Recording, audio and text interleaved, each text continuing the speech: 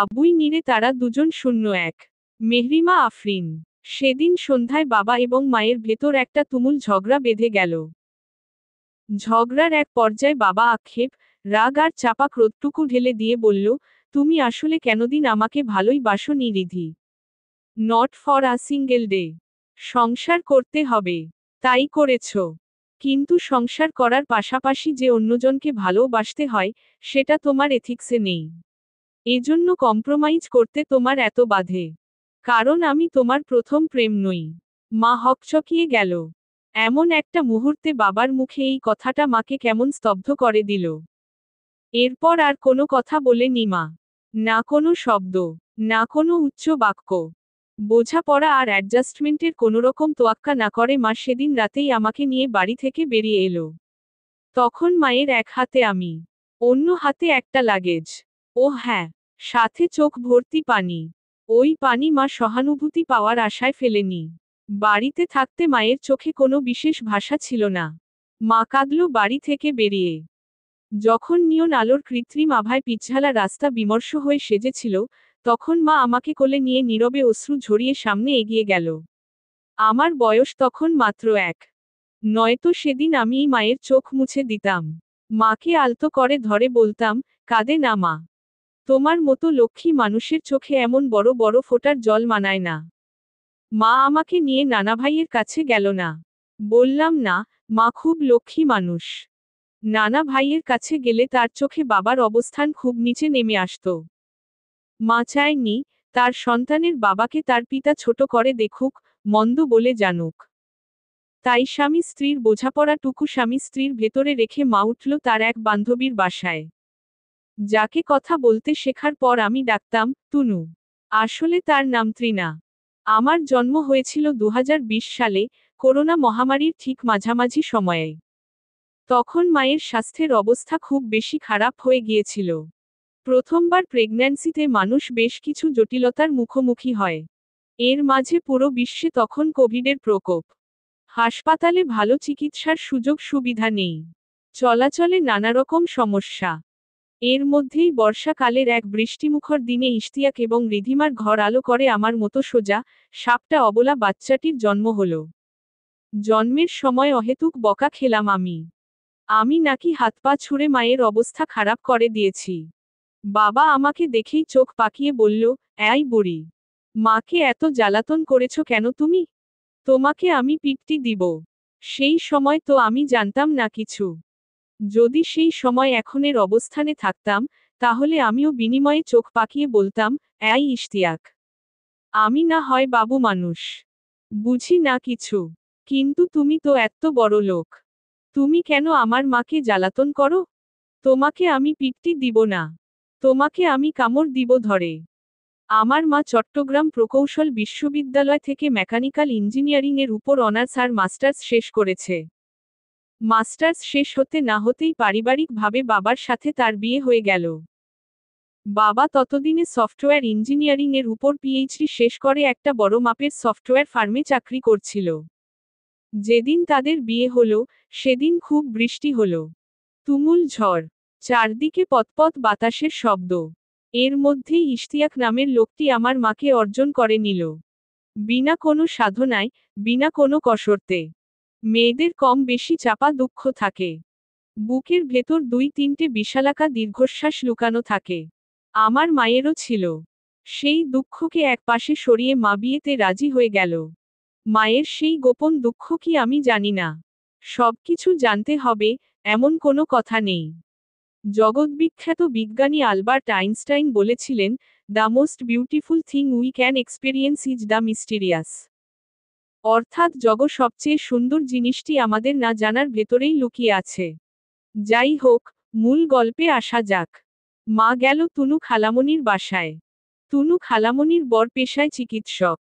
বহুদিনের প্রেম তাদের। বিয়ের পর খালামণি তার মতো পড়াশোনা চালিয়ে যাচ্ছিল। আর খালু থাকতো নিজের ক্লিনিক নিয়ে ব্যস্ত। তুনু দরজা খুলতেই অবাক হলো। বলল, রিধি, তুই? মা খুব ঠান্ডা পায়ে ভেতরে গেল। বসার ঘরের এক পাশে তার লাগেজটা রেখে বলল, ত্রিনা, আমাকে এক গ্লাস পানি দে। খালামণি পানি এনে দিল। মা কোনো তাড়াহুড়ো ছাড়া পানিটা শেষ করল। তারপর আমাকে সোফার উপর বসিয়ে নিজেও আমার পাশে বসল। ত্রিনা খালামণি উদ্বিগ্ন হয়ে বললেন, কি হয়েছে রিধি? মুখ এত শুকনো কেন তোর? মা ফ্যাকাশে মুখে বলল, তোরা সবাই বলেছিলি প্রেমের বিয়ে থেকে সম্বন্ধের বিয়ে বেশি ভালো হয়। আমি তোদের বলতে চাই, কথাটা একদম ভুল। বিয়ে তারই ভালো হয়, যার কপালে থাকে। আমার কপালে ওসব নেই। তুনু ভীত স্বরে বলল, রিধি কি হয়েছে রে? ভাইয়া কিছু বলেছে? না, ত্রিনা। এক পাক্ষিক ভাইয়ার নাম টানবি না। সেও বলেছে। আমিও বলেছি। বলতে বলতে এক সময় টের পেয়েছি, আমাদের ভেতর সংসার থাকলেও কোনো প্রেম ভালোবাসা নেই। অন্তরঙ্গতা আছে, কিন্তু মায়া নেই। দোষটা ইশতিয়াকের। দোষটা রিধিমার। দোষটা এই দম্পতির। মা খুব চাপা স্বভাবের মানুষ। অনুভূতি আর ভালো লাগাটুকু সযত্নে চেপে রেখে মা দিব্যি চলে যেতে পারে। এমন মেয়ে মানুষরা সমাজের চোখে ভারী বুঝদার হলেও ব্যক্তিজীবনে তারা হয় বাড়াবাড়ি রকমের দুঃখী। আমার মাও দুঃখী ছিল। সেই দুঃখকে আড়াল করতে মা নির্বিকার হাসত। মায়ের উচ্চশিক্ষার শখ ছিল। বড় বেতনের একটা চাকরির শখ ছিল। কিন্তু বিয়ের পর কনসিভ করার দরুন মা পড়াশোনায় পিছিয়ে গেল কিছুটা। তুনু খালামণি সহ তার বাকি বন্ধুরা ততদিনে পিএইচডি সহ আরও নানারকম ডিগ্রি অর্জনে ব্যস্ত হয়ে পড়েছে। আমার জন্মের পর মা প্রায় 4 মাস খাট থেকেই উঠতে পারেনি। তার শরীর খুব দুর্বল হয়ে পড়েছিল। সিজারে বাচ্চা জন্ম দেওয়া মায়েরা সিজারের সময়ই নিজেদের অর্ধেক জীবনীশক্তি দান করে দেয়। আমার মায়ের সাথেও এমনটাই হলো। একদিকে পড়াশোনায় পিছিয়ে যাওয়া, অন্যদিকে শারীরিকভাবে দুর্বলতা। সব মিলিয়ে মা মানসিকভাবেও অসুস্থ হয়ে পড়ল। প্রোজেস্টেরন আর ইস্ট্রোজেনের ঘাটতিতে মা যেই মনোরোগে ভুগছিল, তার নাম পোস্টপার্টাম ডিপ্রেশন। সন্তান জন্মদানের পর বেশিরভাগ মাই যেই রোগে ভুগেন। মায়ের মেজাজ বেশিরভাগ সময় খিটখিটে হয়ে থাকত। কিন্তু ভেতরে ভেতরে এত রকম যন্ত্রণা তাকে অস্থির করলেও মা মুখ ফুটে তার বহিঃপ্রকাশ খুব কমই করেছে। বাবার সাথে তার ঝামেলার কারণগুলো বেশ ছোট, কিন্তু সূক্ষ্ম। বাবা তাদের প্রথম বিবাহ বার্ষিকীর দিন ঠিক রাত 12টায় বাড়ি ফিরেনি। সে দেরি করে বাড়িতে ফিরল এবং গুরুত্বপূর্ণ এই দিনটির কথা বেমালুম ভুলে গেল। পরের দিন সকালে সে আবার অফিসে চলে গেল এবং ফিরে এলো রাত 8টার দিকে। মা তার জন্য বারান্দায় বসে অপেক্ষা করছিল। এবং বাড়িতে এসে সে যখন শার্টের বোতাম খুলতে খুলতে আদুরে স্বরে বলল, ওখানে কি করো রিধি? ভেতরে এসো। ঠান্ডা লেগে যাবে তোমার। তখন মা যন্ত্রের মতো হেঁটে ভেতরে এলো। বাবা কাপড় পাল্টে হাসি হাসি মুখ করে রাতের খাবার খেয়ে খাটে শুয়ে পড়ল। মা আস্তে ধীরে হেঁটে আলমারির এক পাশ থেকে সেদিন সন্ধ্যায় কেনা ফুলের তোড়াটা বের করে বাবার দিকে বাড়িয়ে দিল। বাবা বোকা বোকা চোখে সেটা হাতে নিল। ফুলের তোড়ার সাথে একটা চিরকুটো ছিল, যেখানে মা লিখেছিল, ঠিক এমন দিনে, এমন সময়ে বিয়ে হয়েছিল তোমার আমার। আমরা খুব সৌভাগ্যবান দম্পতি। কারণ আমরা রাতে বিয়ে করেছি। যতবার আমরা আমাদের বিবাহ বার্ষিকী উদযাপন করব, ততবার আমরা কাটায় কাটায় নিজেদের বিয়ের সময়টাতেই সবকিছু উপভোগ করব। এই যেমন আজ রাতে তুমি আসবে। আমি তোমাকে এটা দিব। ঠিক এই সময়ই তো তোমাকে কবুল করেছিলাম বলো। বাবা চিঠিটা পড়ে অনুতপ্ত হলো। মা কোনো কথা না বলে একপাশ হয়ে শুয়ে পড়ল। ইশারায় বাবাকে বুঝিয়ে দিল, বাবার কাছে তার কিছুই চাইবার নেই। তুনু খালামণির বাসায় গিয়ে মা আমাকে নিয়ে একটা ঘরে গেল। গিয়ে বলল, আজকে আর কালকে আমি তোর কাছে থাকবো ত্রিনা। ইনশাআল্লাহ আগামীকালই একটা নতুন বাসার খোঁজ করব। খালামণি বলল, আরো কয়েকদিন থাকলে সমস্যা কি? ফাঁকাই তো থাকে আমার বাসা। সমস্যা আছে। তুই বুঝবি না। আপাতত আমার মেয়েকে রাখো। আমি একটু ঘুমাবো। খালামণি আমাকে নিয়ে ঘর থেকে বেরিয়ে গেল। বিছানায় পিঠ ঠেকাতেই মা আর নেই। ক্লান্তিতে চোখ ভেঙে আসছিল তার। নরম তুললে তোষকটা পিঠ স্পর্শ করতেই চোখ লেগে আসলো মায়ের। আমি জানি, মায়ের মন খারাপ। কিন্তু আমি এও জানি, মায়ের চেয়ে দ্বিগুণ মন আরেকজন লোকের খারাপ। যেই লোকটার নাম ইশতিয়াক। যে লোক আমি পৃথিবীতে আসার পর আমাকে ফেলে আমার মাকে দেখার জন্য পাগল হয়ে গিয়েছিল। রাতে বাবা ফোন দিল ত্রিনা খালামণির নম্বরে। আমি জানতাম সে কল দিবে। আমি এও জানি, মা চলে যাওয়ার পর বাবা পুরোটা সময় ছটফট করেছে। সন্ধ্যা থেকে এই অবধি কিছু পড়েনি তার পেটে। ছটফট করতে করতে শেষে হাঁপিয়ে উঠে সে তনুকে কল দিল। ভাইয়া, ত্রিনা, রিধি তোমার কাছে না? জি। কি করছে সে এখন? ঘুমাচ্ছে। ওহো, কিছু খায়নি ঘুমানোর আগে? জি না, খিদে নেই বলল। ও কি কেঁদেছে ত্রিনা? না ভাইয়া, কাঁদেনি। সেরকম করে কিছুই বলেনি আমাকে। কি হয়েছে? বাবা বেজায় করুণ সুরে বলল, দোষটা আমার Trina. I was too loud today. আমার নাক শুদ্ধ লাল হয়ে উঠল তার কথা শুনে। পাজি, দুষ্টু বাবা। সারাটা সময় রিধি রিধি করলে। একবারও তো বললে না, আমরা ইশরা কোথায়? ও কেমন আছে? তোমার মতো লোকদের এমনই হওয়া দরকার। মা যেন আর কখনো তোমার আলাভোলা মুখটা দেখে তোমায় মাফ না করে। বাবুই নিরে তারা দুজন 02। মেহরিমা আফরিন। মা রাতের মাঝামাঝি সময়ে উঠে গেল। আমি তার অনুপস্থিতি বুঝতেই নড়েচড়ে উঠলাম। আমি ঠোঁটজোড়া ভেঙে কান্না শুরু করার আগেই মা চলে এলো আমার কাছে। আমাকে কোলে তুলে ফিডার ধরিয়ে দিল মুখের সামনে। চুক চুক করে তুতু খাই, আর মাকে দেখি। কি সুন্দর আমার মা। উজ্জ্বল গায়ের রং, ছিমছাম পাতলা শরীর, খোলা চুল, গলার পাশে একটা খয়েরি রঙের তিল। চোখের মনি কালো। মা আমাকে কোলে নিল। কিন্তু আমার দিকে তাকালো না। তার চোখ অন্য কোথাও। আমি এক হাতে তার আঙুল ধরে গোল গোল চোখে তার দিকে তাকাই। মা আর সারারাত ঘুমালো না। আমাকে ঘুম পাড়িয়ে মা পায়চারি করল পুরো ঘর জুড়ে। তার ফোন বন্ধ। সেই ইচ্ছে করে বন্ধ করে রেখেছে। বাবা যেন ফোন করে তাকে না পায়, এজন্য। আমি জানি, বাবাও আজ সারারাত ঘুমাতে পারবে না। বাবা মন খারাপ করে খাটে বসে থাকবে। বসে আনমনে হাত রাখবে বালিশের কাছে। রেখে আমার বালিশটা ছুঁয়ে দেখবে, মায়ের বালিটা ছুঁয়ে দেখবে। এরপর আমাদের কথা ভাববে। ভেবে তার মন খারাপ হবে। তখন সে মাকে ফোন দিবে অনেকগুলো। কিন্তু মায়ের ফোন বন্ধ থাকায় প্রত্যেকবারই যান্ত্রিক স্বরে একটা মেয়ে কথা বলবে বাবার সাথে। বলবে, আপনার কাঙ্ক্ষিত নম্বরে এই মুহূর্তে সংযোগ দেওয়া সম্ভব হচ্ছে না। কিছুক্ষণ পর আবার ডায়াল করুন। মায়ের ফোনটা বন্ধ পেয়ে সে ফোনটা খাটের উপর ছুঁড়ে মেরে চুপচাপ শুয়ে থাকবে। এরপর মাঝরাতে বাবা উঠে বসবে। ড্রয়ার থেকে একটা কাগজ এনে লিখবে, I am sorry Ridhi. Please আমাকে মাফ করে দাও। আমি তোমাকে কখনো আঘাত করতে চাই না। তবুও কিভাবে যে করে ফেলি। প্লিজ আর রাগ থেকো না। I love you. আমি তোমাকে ভীষণ ভীষণ ভালোবাসি। আমি তোমাকে কিভাবে বুঝাই, তোমার আগে আমি আর কাউকে ভালোবাসিনি। আমি জানি না, মেয়েদের মন কেমন হয়। তাদের আবেগ অনুভূতি নিয়ে আমার পূর্বের কোনো ধারণা নেই। তোমাকে দেখেই শিখছি। তুমি যদি একবার মুখ ফুটে বলতে, তুমি কি চাও, আমি কি তোমায় দিতাম না বলো? কিন্তু কিছু না বলে তুমি চলে কেন গেলে? অপমানে, অনুশোচনায় আমার এখন কান্না আসছে রিধি। বাবা চিঠিটা পড়বে। আর নাক মুখ কুঁচকে একটু পরে চিঠিটা ছিঁড়েও ফেলবে। এত বাজে লিখা। কোনো মাধুর্য নেই, আবেগ নেই। এরপর ছেঁড়া চিঠির টুকরোগুলো হাতে নিয়ে বাবা শুকনো মুখে বসে থাকবে। এরপর রাতে বাবার পছন্দের ক্যাসেট প্লেয়ার থেকে একটি গান ছাড়বে। তুমি আসবে বলেই আকাশ মেঘলা, বৃষ্টি এখনো হয়নি। তুমি আসবে বলেই কৃষ্ণচূড়ার ফুলগুলো ঝরে যায়নি। এমন করেই ইশতিয়াক আর রিধিমার বিবাহিত জীবন থেকে একটি রজনী হারিয়ে যাবে।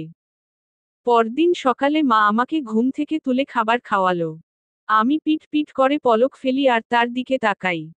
মায়ের মুখ একদিনে আরো বেশি নিষ্প্রাণ আর মলিন হয়ে উঠেছে।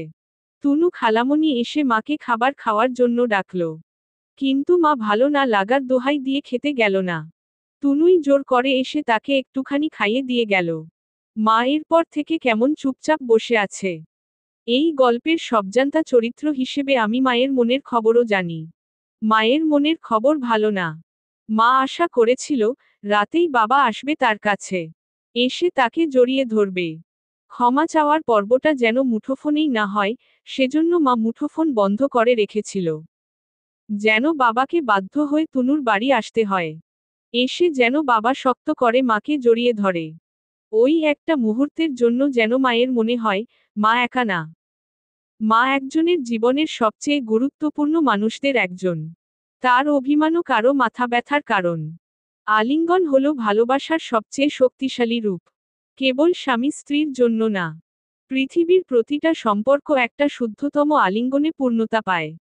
মায়ের সাথে সন্তানের সম্পর্ক, ভাইয়ের সাথে বোনের সম্পর্ক, নাতি নাতনিদের সাথে নানা নানি, দাদা দাদির সব সম্পর্ক। ওই রকম একটা শুদ্ধ আলিঙ্গনের জন্য মা বসেছিল সারা রাত। কিন্তু বাবা আসেনি। হয়তো মায়ের মতো একজন মানুষের একদিন না থাকা তার জন্য বিশেষ কিছু না। দুপুরের দিকে মা আমাকে ঘুম পাড়িয়ে বারান্দায় গিয়ে বসল। তারপর আধ ঘন্টা কেঁদে চোখ মুখ মুছে স্বাভাবিক হয়ে আবার ঘরে চলে আসলো। এর মধ্যে নানুভাই কল দিল। মা খুব সহজভাবে তার সাথে কথা বলল। মাঝ দিয়ে তার সাংসারিক টানাপোড়েনের দিকটি উজ্জ্ব রাখল পুরোপুরি। মা চেয়েছিল বাবাকে কাল রাতেই। কল্পনা করেছিল, বাবা খুব ব্যস্ত হয়ে ছুটে আসবে। এসে মায়ের কপালে কপাল ঠেকাবে। মায়ের হাতটা ধরে করুণ মুখে বলবে, আই অ্যাম সরি। মা সরি ফরি শুনতে চায় না। মা শুনতে চায় অন্যটা। মা শুনতে চায়, আমি তোমাকে ভালোবাসি রিধি। বাবা লোকটা এত বোকা, এত অবুঝ, কোথায় কি বলতে হয় সেটাও জানে না। বিকেলে বাবা এলো। অফিস করে, ক্লান্ত হয়ে। টুনু খালামণি তাকে বসার ঘরে বসিয়ে এক গ্লাস পানি এনে দিল। বাবা পানিটা খেয়েই কাচুমাচু মুখে আমাদের ঘরের সামনে গিয়ে দাঁড়ালো। মা প্রথমে তাকে খেয়াল করেনি। যখন খেয়াল করল, তখন শূন্য চোখে তার দিকে তাকালো। ধীর পায়ে বাবা ঘরে এলো। মা বলল, তুমি কেন এসেছ? তোমাকে দেখব বলে। ঈশ্বর রে, কি কথা! মাকে দেখবে বলে এসেছে। আর ঈশা? ঈশা কি দোষ করেছে? তাকে কেন দেখতে এলে না? বক বক। মা, তুমি এখনই এই লোককে বের করে দাও। কিন্তু মা তাকে বের করল না। আমিও তার সাথে রাগ হলাম না। উল্টো তাকে দেখেই হাসলাম আমি। বাবাও হাসল সামান্য। মা বলল, আমাকে দেখার কিছু নাই। আমি ভালো আছি। তুমি যাও। কোথায় যাব আমি? কোথায় যাব মানে? অফিসে যাও। নিজের কাজে যাও। তোমার কি কাজের অভাব আছে নাকি? তোমায় ছাড়া থাকতে পারছি না আমি। মা তাচ্ছিল্য করে হাসল। গতকাল তো ছিলে। আজও অফিস করলে দিব্যি। তোমার তো কোনো সমস্যা হচ্ছে না। ভেতরে ভেতরে সমস্যা হচ্ছে। তুমি বাইরে থেকে বুঝবে কেমন করে? মা উত্তর দিল না। বাবা এবার আমার দিকে তাকালো। হাত বাড়িয়ে হাসি মুখে ডাকলো, ইস্যু। বাবার কোলে আসো তো মা। আমি তখন কোল বাঁচতে শিখেছি। পরিচিত মানুষ বাদে কারো কোলে স্বাচ্ছন্দ্য বোধ করি না। বাবা ডাকতেই এক লাফে আমি তার কোলে গেলাম। এক হাত তুলে বাবার গালের দিকে খাবলে ধরলাম। আধো আধো স্বরে নিজের মতো করে বললাম, তি তি তি। বাবা আমাকে উঁচু করে তুলে আমার দুই গালে চুমু খেল। ওই মুহূর্তে আমি বুঝলাম, মেয়েদের প্রথম প্রেম হলো তাদের বাবা। আশ্চর্য ব্যাপার। 9 মাস পেটে রাখার পর পৃথিবীর মুখ দেখামাত্র আমরা বাবাদের আদরে গদ গদ হয়ে যাই। আমিও হচ্ছিলাম। বাবা যখন আমার ছোট্ট হাতটা ধরে মাথা নামিয়ে চুমু খেল দুইটা, তখন খুশিতে আমি আবার তি তি তি করে চেঁচিয়ে উঠলাম। বাবা বলল, ইস্যু, তুমি নাকি মাকে খুব জ্বালাতন করেছ? আমি গোল গোল চোখে তার দিকে তাকাই। মনে মনে বলি, না তো। তুমিই না জ্বালাও মাকে। আমি কেন জ্বালাবো? আমি তো মায়ের লক্ষ্মী মেয়ে। মুখে বললাম, তাতা পাপা। বাবা আমার নাকের সাথে নাক লাগিয়ে বলল, ইস্যু, আমার জান, আমার কলিজা, আমার মা, তোমাদের খুব মিস করেছি আমি। তোমরা ছাড়া আমি কোথায় যাব বলো? বলতে বলতে বাবা খুব উদাস হয়ে পড়ল। মা বলল, ছিলে না তুমি একদিন আমাদের ছাড়া? এমন করে থাকো। আমরা কবেই বা এত গুরুত্বপূর্ণ ছিলাম তোমার কাছে? বাবা কিছু বলল না। আমাকে খাটের উপর রেখে মায়ের কাছাকাছি গিয়ে বসল। এক হাতে মায়ের হাতটা টেনে নিয়ে বলল, রিধি, এদিকে তাকাও। তুমি যাও। আমার বিরক্ত লাগছে। রিধি, শুনো না। কাল রাত আমি একটুও ঘুমাতে পারি নাই। এটা শুনে আমি কি করব? তুমি প্লিজ চলো। আমি যাব না। বাবা ক্লান্ত হয়ে বলল, তুমি কেন এমন করো সবসময় আমার সাথে? মা থমথমে মুখে তাকালো।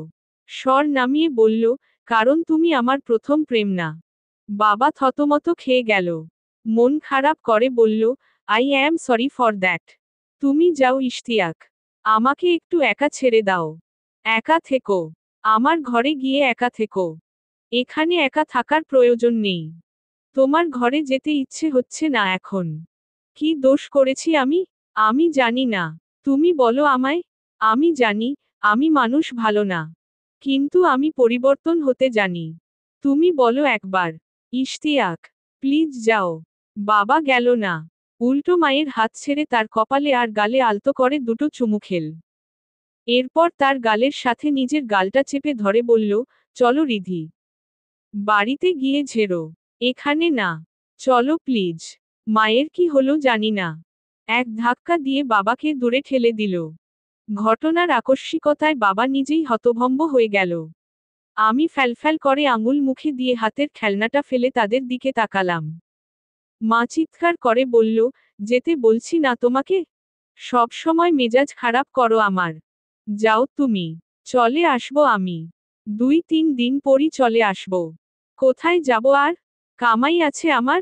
চাকরি আছে। যে মন চাইল, আর ঘর ছেড়ে দিলাম।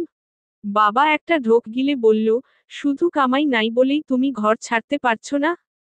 আমি কোনো ম্যাটার না তোমার কাছে? কামাই থাকলে তুমি এতদিনে চলেই যেতে তাই না? কথা ঘুরিয়ে প্যাঁচিয়ে জিলেপি বানাবে না ইশতিয়াক। ঘুরাইনি। তুমি যা বললে, সেটাই তোমাকে বলেছি। মা মাথা চেপে ধরে বলল, তুমি যাও। আমার মাথা ঘোরাচ্ছে। যাব। যাওয়ার আগে একটা প্রশ্ন করতে পারি? বলো। তুমি আমাকে একটুও কেন ভালোবাসোনি? তোমার ভালো না বাসার বিপরীতে আমি কেন এত ভালোবাসলাম তোমায়? আমি জানি না। বাবা আর কিছু বলল না। খাট থেকে আমাকে কোলে তুলে আবার আমার 2 গালে আদর দিল। আমি দেখলাম, বাবার হাত কাঁপছে। কিছুক্ষণের জন্য আমাকে ফুল আর পাখি দেখানোর নাম করে বারান্দায় এসে বাবা কেঁদে ফেলল। খুবই স্বল্প সময়ের কান্না। এক ফোঁটা পানি ঝরতেই তাড়াতাড়ি পকেট থেকে টিস্যু বের করে চোখ মুছে নিল। আকাশে একটা পাখি উড়ে যাচ্ছে। কালো রঙের পাখি। ডাকছে কাকা করে। আমি ইশরা বাবার কোলে চড়ে বাবার বুকের দিকে শার্টটা খামচে ধরে আছি। বাবা নির্বিকার, নির্নিমেষ চোখে সামনে চেয়ে আছে। গোধূলির শেষ আলোয় আকাশ রক্তিম। আমিও সেই পাখিটার মতো করে ডাকলাম, কাকাকা। বাবুই নিরে তারা দুজন 03। মেহরিমা আফরিন। বাবা তারপর সেদিন রাতেই বাড়ি থেকে চলে গেলেন। এরপর আর মায়ের সাথে তার কোনো যোগাযোগ হয়নি। যেতে যেতে সে বলল, তোমার যতদিন ইচ্ছে তুমি থাকো। কিন্তু আমার মেয়েকে 2 দিন পরেই এখান থেকে নিয়ে যাব আমি। পরদিন তুনু খালামণির বাড়িতে এলো আমার সবচেয়ে প্রিয় দুজন মানুষ। খালামণি তখন রান্নাঘরে কাজ করছিল। দরজা খুলল মা। মায়ের কোলে আমি একটা পুতুল হাতে বসেছিলাম। দরজা খুলতেই দেখলাম, দরজার বাইরে দুজন মানুষ দাঁড়ানো। তাদের দেখেই মুখখানা উজ্জ্বল হলো আমার। আমি দুহাত নেড়ে হাত থেকে পুতুলটা ফেলে দিয়ে চিৎকার করে ডাকলাম, পিই পিই চাচুচা। দরজার বাইরে পিপি আর চাচ্চু দাঁড়িয়ে ছিল। পিপি আমার ফুফু। বাবার ছোট বোন। বাবাদের 3 ভাই বোন। সবার বড় বাবা। তারপর ইয়াস চাচ্চু। আর সবার শেষে তনুশ্রী ফুফু। তাকে আমি বড় হয়েও পিপিই ডাকলাম, কারণ সেই চাইতো আমি যেন তাকে এই নামে ডাকি। পিপির নাম তনুশ্রী। তনুশ্রী মানে সুন্দর নারী। রূপবতী নারী। আমার ফুফু সুন্দর তো ছিল। কিন্তু তনুশ্রী না হয়ে তার নাম ব্যাটাশ্রী হলে আরো বেশি ভালো হতো। কারণ তার মধ্যে নারীসুলভ কোনো কিছু আদতে নেই। সে পরে প্যান্ট শার্ট। মাথায় সবসময় থাকে একটা কালো অথবা সাদা রঙের ক্যাপ। চুলগুলো সর্বোচ্চ কাজ ছাড়িয়ে একটুখানি নিচে নামে। তারপরই ছুরি কাঁচি এনে সে তড়িঘড়ি করে সেগুলো কেটে নেয়। পিপি মাকে দেখে চিৎকার করে বলল, ভাবি। কি হয়েছে? তুমি কেন চলে এলে বাড়ি থেকে? চাচ্চু ততক্ষণে আমাকে কোলে তুলে নিয়েছে। আমি তার আঙুল ধরে মায়ের দিকে তাকালাম। মা ফাঁকা মুখে বলল, চলে আসিনি। আমি কেবল 2 দিনের জন্য বেড়াতে এসেছি। বেড়াতে এসেছ? তাহলে বলে আসোনি কেন? তোমরা কেউ তো বাড়িতেই ছিলে না সেদিন। কিভাবে বলতাম? চাচ্চু আমার গালে ঠেসে ঠেসে কয়েকটা চুমু খেল। আমি হাত নাড়াতে নাড়াতে কতরকম কথা বলি। ওরা বোকা মানুষ। আমার কথা বুঝতে পারে না। চাচ্চু আর পিপি খুব মা ভক্ত। সারাদিন ভাবি ভাবি করে। মা ভক্ত হওয়ার কারণ হলো মায়ের স্বভাব। বাবা ব্যতীত মা কারো সাথে উঁচু আওয়াজে কথা বলে না। মা তার দেবর ননদের সাথে সবসময় সুন্দর করে কথা বলে, তাদের সব কথা শুনে। তারাও দেখা যায় বাড়ি ফেরার পর বেশিরভাগ সময় মায়ের আশেপাশেই ঘুরতে থাকে। মা ঘরে চলে এলো। তারা দুজনও মায়ের পিছু পিছু ঘরে এলো। পিপি শার্টের হাতা গোটাতে গোটাতে গম্ভীর স্বরে বলল, ভাবি, খুলে বলো তো কেস কি? ভাইয়া কিছু করেছে তোমার সাথে? শোনো, আমি কিন্তু তোমার পক্ষে। মা হাসল। মাথা নেড়ে বলল, কিছুই করেনি তোমাদের ভাইয়া। তাহলে তুমি রাগ কেন? রাগ না। তাহলে বাড়ি চলো। 2টা দিন পরে যাই। এখনই চলো। 2 দিন পরে গেলে ভাববো সত্যিই রাগ। অগত্যা বাধ্য হয়ে মাকে যেতে হলো তাদের সাথে। মা আর কোনো বিরোধ করেনি। কাপড় চোপড় গুছিয়ে লাগেজটা চাচ্চুর হাতে দিয়ে আমাকে কোলে তুলে নিল। এরপর তুনু খালামণিকে বিদায় জানিয়ে আমরা সবাই তার বাসা থেকে বেরিয়ে এলাম। বাড়িতে আসার পর পিপি আমাকে নিয়ে অন্য ঘরে যেতে যেতে বলল, ইস্যুকে নিয়ে যাচ্ছি ভাবি। তুমি ওর খাবারের সময় হলে আমাকে ডেকে দিও। সে আমাকে নিয়ে তার ঘরে চলে এলো। চাচ্চু বলল, ইস্যু, তুমি ওই ব্যাটা মেয়ের কাছে যেও না। তুমি আমার কাছে আসো। পিপি চোখ পাকালো। তোত্তাছোড়া মুখে বলল, তোর সমস্যা কি? আমি ব্যাটা। আর তুই কত সুন্দর। আয়না দেখিস না তুই? আমি জানি, পিপি আর চাচ্চু দুজনই সুন্দর। দুজনের পছন্দ 2 রকম। চলন বলনও আলাদা। কিন্তু এত বৈপরীত্যের পরেও তারা দুজনই চমৎকার। বাবা তাদের প্রিয় ভাই। এরা যেমন স্বভাবে চঞ্চল, বাবা ওমন না। বাবা খুব চুপচাপ থাকেন। ঠান্ডা মাথার মানুষ। পিপি আমার চুলে একটা ক্লিপ বাঁধার চেষ্টা করতে করতে বলল, ইস্যুকে আমি সবসময় সুন্দর সুন্দর ফ্রক পরিয়ে রাখব। পরি বানিয়ে রাখব সবসময়। কেন? প্যান্ট শার্ট পরাবি না তোর মতো? কারাতে তাইকোয়ান্ডো এসব শেখাবি না? চাচ্চু গা দুলিয়ে হাসল। পিপির টম বয়ের মতো চালচলন নিয়ে চাচ্চু তাকে প্রায়ই ঠেস মারে। পিপি ওসব গায়ে মাখে না। সে ঠান্ডা স্বরে উত্তর দিল, না। কারণ ওর শার্ট প্যান্ট পরার দরকার নেই। কারাতে শেখারও দরকার নেই। ওকে প্রোটেক্ট করব আমি। তনুশ্রী প্রোটেক্ট করবে তাকে। চাচ্চু আর পিপির কথা কাটাকাটি হতেই থাকে। সেই দ্বন্দ্বে পানি ঢালে আমার বাবা। বাবা অফিস থেকে এসে পিপির ঘরে আমার শব্দ শুনতেই চমকে গেল। ঘরে এসে আমাকে দেখে আদুরে স্বরে বলল, আরে হো, আমার সোনা বাচ্চা, আমার মা, তুমি এসে গেছো? ব্যাস, আমাকে আর পায়কে? সব ভুলে এক লাফে আমি তার কোলে চড়ে বসলাম। বাবা আমাকে আদর দিতে দিতে বলল, চলে এসেছো তুমি? মা কোথায়? চাচ্চু বলল, ভাবি ঘরে। ও, কখন গিয়েছিলি তোরা? দুপুরের দিকে। ওহহ। বাবা আমার দিকে চোখ সরিয়ে বলল, খেয়েছো মা? চলো, বাবা আজকে খাওয়াবো তোমাকে। বাবা আমাকে নিয়ে ঘরে এলো। এসে দেখল, মা কাপড় ভাঁজ করে আলমারির তাকে গুছিয়ে রাখছে। আমাদের দুজনকে দেখে একবার আর চোখে সেদিকে তাকালো সে। বাবা আমাকে খাটে বসিয়ে শার্টের বোতাম খুলল। গলা থেকে টাই আলাদা করে খাটের উপর রাখল। এরপর খুব স্বাভাবিক গলায় মাকে বলল, রিধি, ইশরা খেয়েছে কিছু? মা থামল। মাথা নেড়ে বলল, না। এখানে আসার পর কিছু খায়নি। খাবে না? হ্যাঁ, আমি করে দিচ্ছি। বাবা হাত উঁচু করে বলল, থাক। আমিই করে নিচ্ছি। তুমি থাকো। বাবাই কোলে নিয়ে আমাকে খাওয়ালো। এর মধ্যে না সে মায়ের সাথে কোনো কথা বলল, না আগ বাড়িয়ে কোনো প্রশ্ন করল। মা সন্ধ্যা থেকে তার আশেপাশে ভিড়ার চেষ্টা করছিল। ইতস্তত করতে করতে কিছু বলতে গিয়েও আর বলতে পারেনি।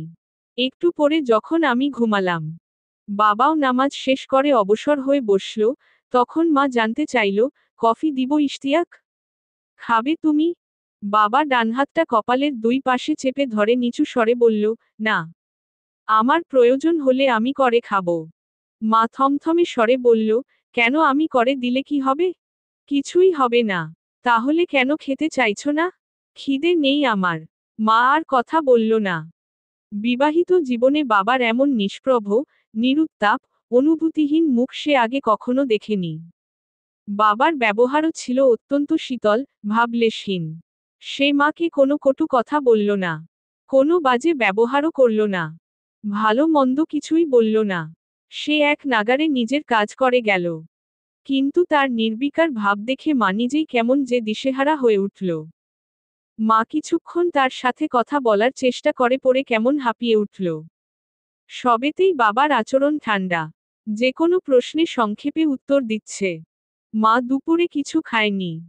আশা করেছিল বাবা তাকে খাবারের কথা জিজ্ঞেস করবে। কিন্তু বাবা জানতে চায়নি একবারও জিজ্ঞেস করেনি, রিধি তুমি খেয়েছ? অভিমানে মার চোখ ভরে এলো। রাতে বাবা কাজ শেষ করে হাত মুখ ধুয়ে বাড়ির সামনের বাগান থেকে হেঁটে এলো। মায়ের পুরো সন্ধ্যা আর রাত গেল খাটের এক কোনায় বসে, বাবার একটু যত্ন পাওয়ার আশায়। রাত 10টায় বাবা খাবার হাতে ঘরে এলো। তাকে দেখতেই মায়ের চোখ দুটো দপ করে জ্বলে উঠল। বাবা বসল মায়ের সামনে।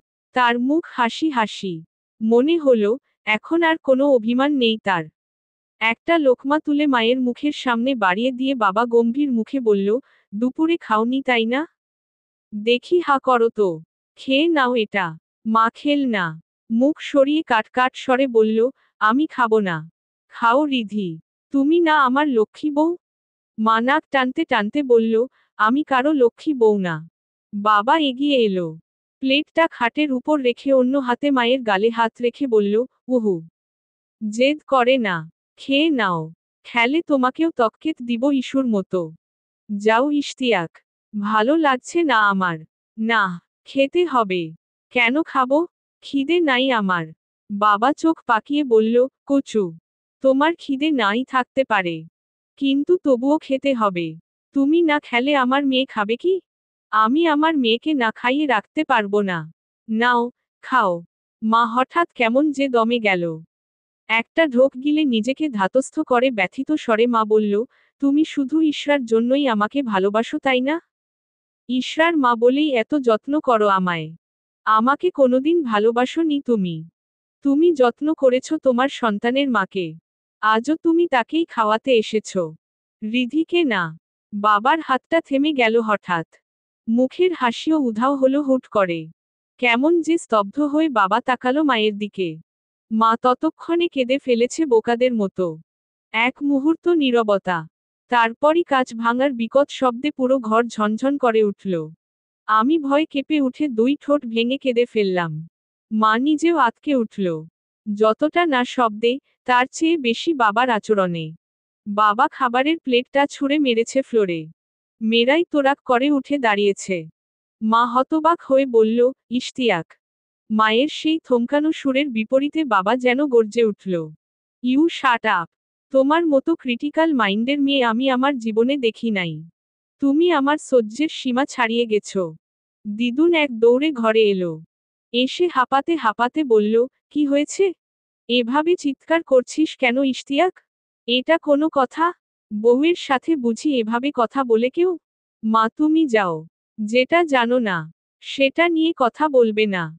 পিপিও উকি দিল ঘরের ভেতর। অবাক হয়ে বলল, তুমি এভাবে প্লেট ভাঙলে ভাইয়া? তুমি?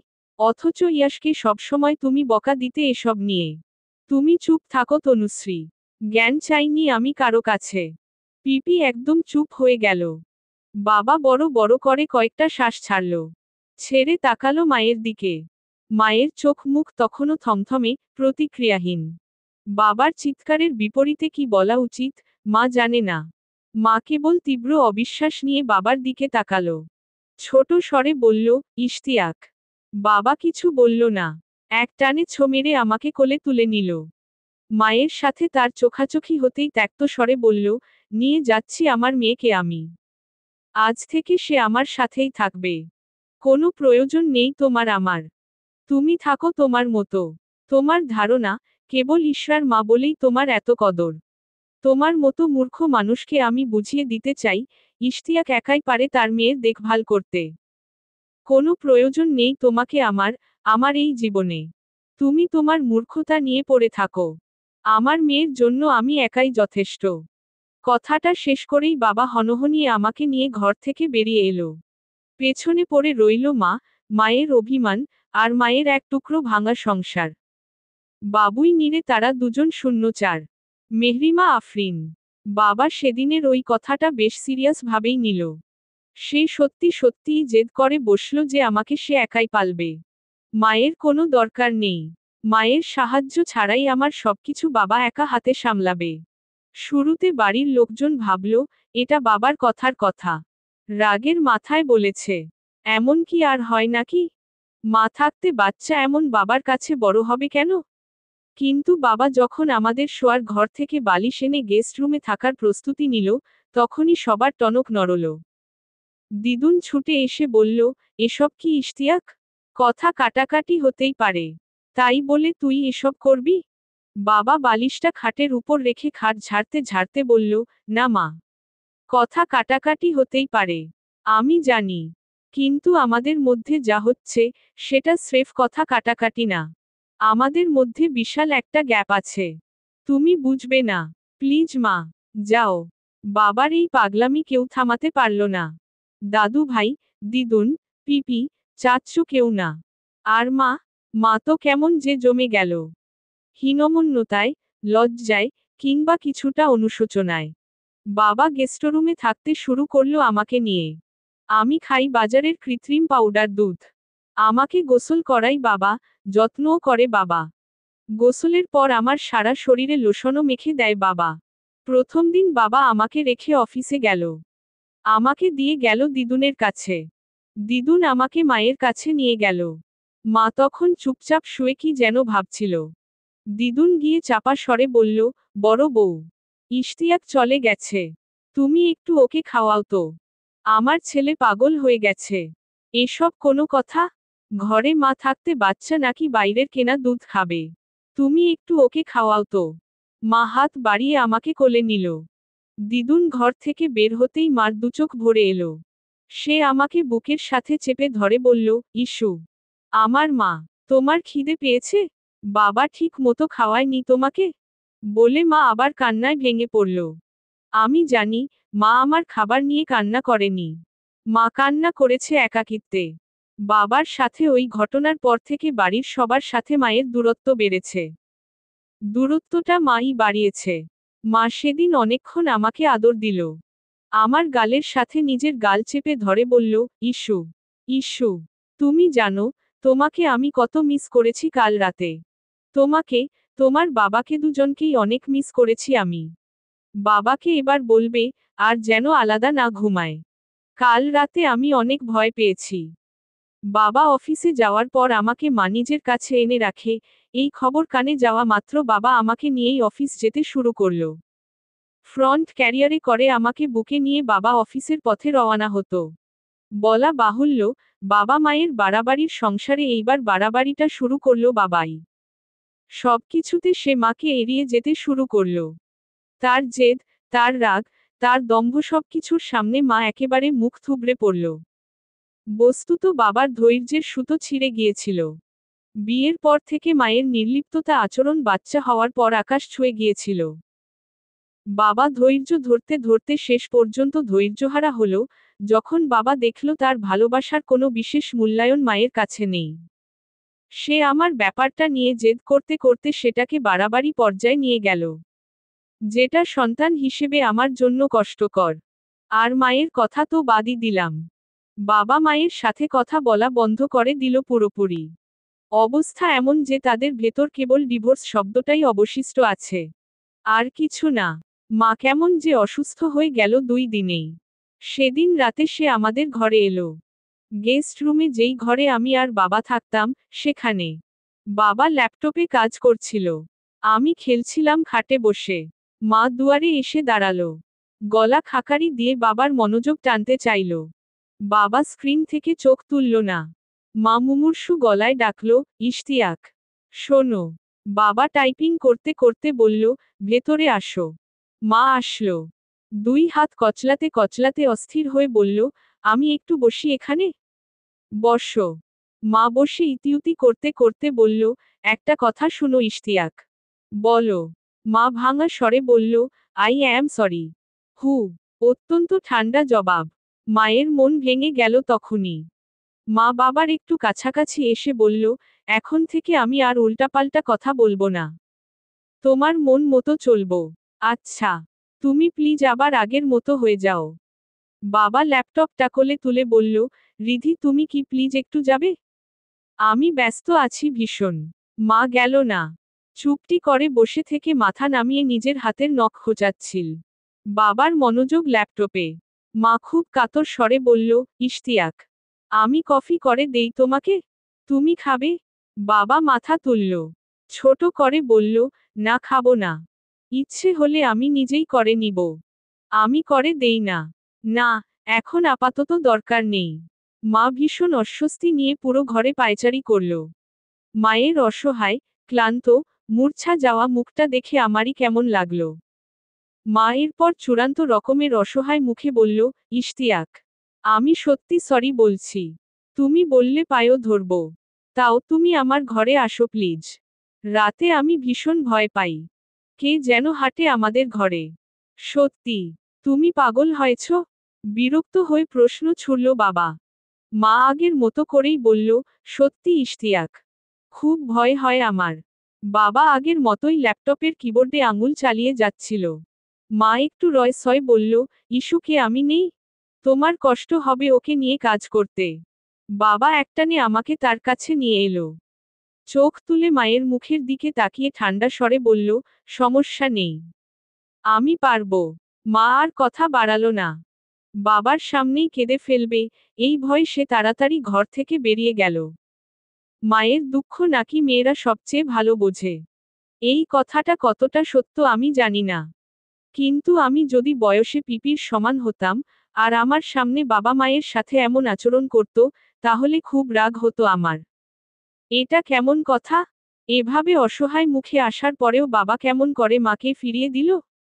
মায়ের অবস্থা সামনের 2 দিনে আরো বেশি করুণ হল। চোখের নিচে মোটা কালির স্তর পড়ল।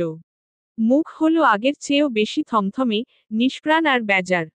বাবার আশেপাশে সে মৌমাছির মতো ঘুরে বেড়ালো। বাবা প্রতিবারই অনুভূতিশূন্য কায়দায় তাকে এড়িয়ে গেল। মা যেন দিন দিন কোনো গোলকধাঁধায় হারিয়ে যাচ্ছিল। আগে বিকেলে সে পিপির ঘরে এসে বসত। কথা বলতো, আড্ডা দিত। বাবার সাথে ঝামেলা হওয়ার পর থেকে সে সেখানে যাওয়াও বন্ধ করে দিল। আমার সাথেও তার দেখা হতো কম। আর বাবার সাথে তো একদমই না। এক মুহূর্ত বাবার সাথে কথা বলবে বলে মা ছটফট করত সারাক্ষণ। অথচ ধৈর্যচ্যুত হয়ে, সংসারের গোষ্ঠী উদ্ধার করা বাবা তার এই ছটফটানোকে বিন্দু পরিমাণ পাত্তা দিল না। বাবা বুঝিয়ে দিতে চাইল, অভিমান তারও হয়। রাগ দেখানোর অধিকার তারও আছে। মা একাই মুখ সরিয়ে নিতে পারে না। বাবাও পারে। এর মধ্যে একদিন মা বাবার ঘরে এলো প্রতিদিনের মতো। বলা বাহুল্য, সে প্রতিদিনই আসে। বাবার সাথে কথা বলার চেষ্টা করে। বাবাকে নিয়ে আবার সবকিছু আগের মতো করে ফেলতে চায়। কিন্তু বাবা এবার অনড়।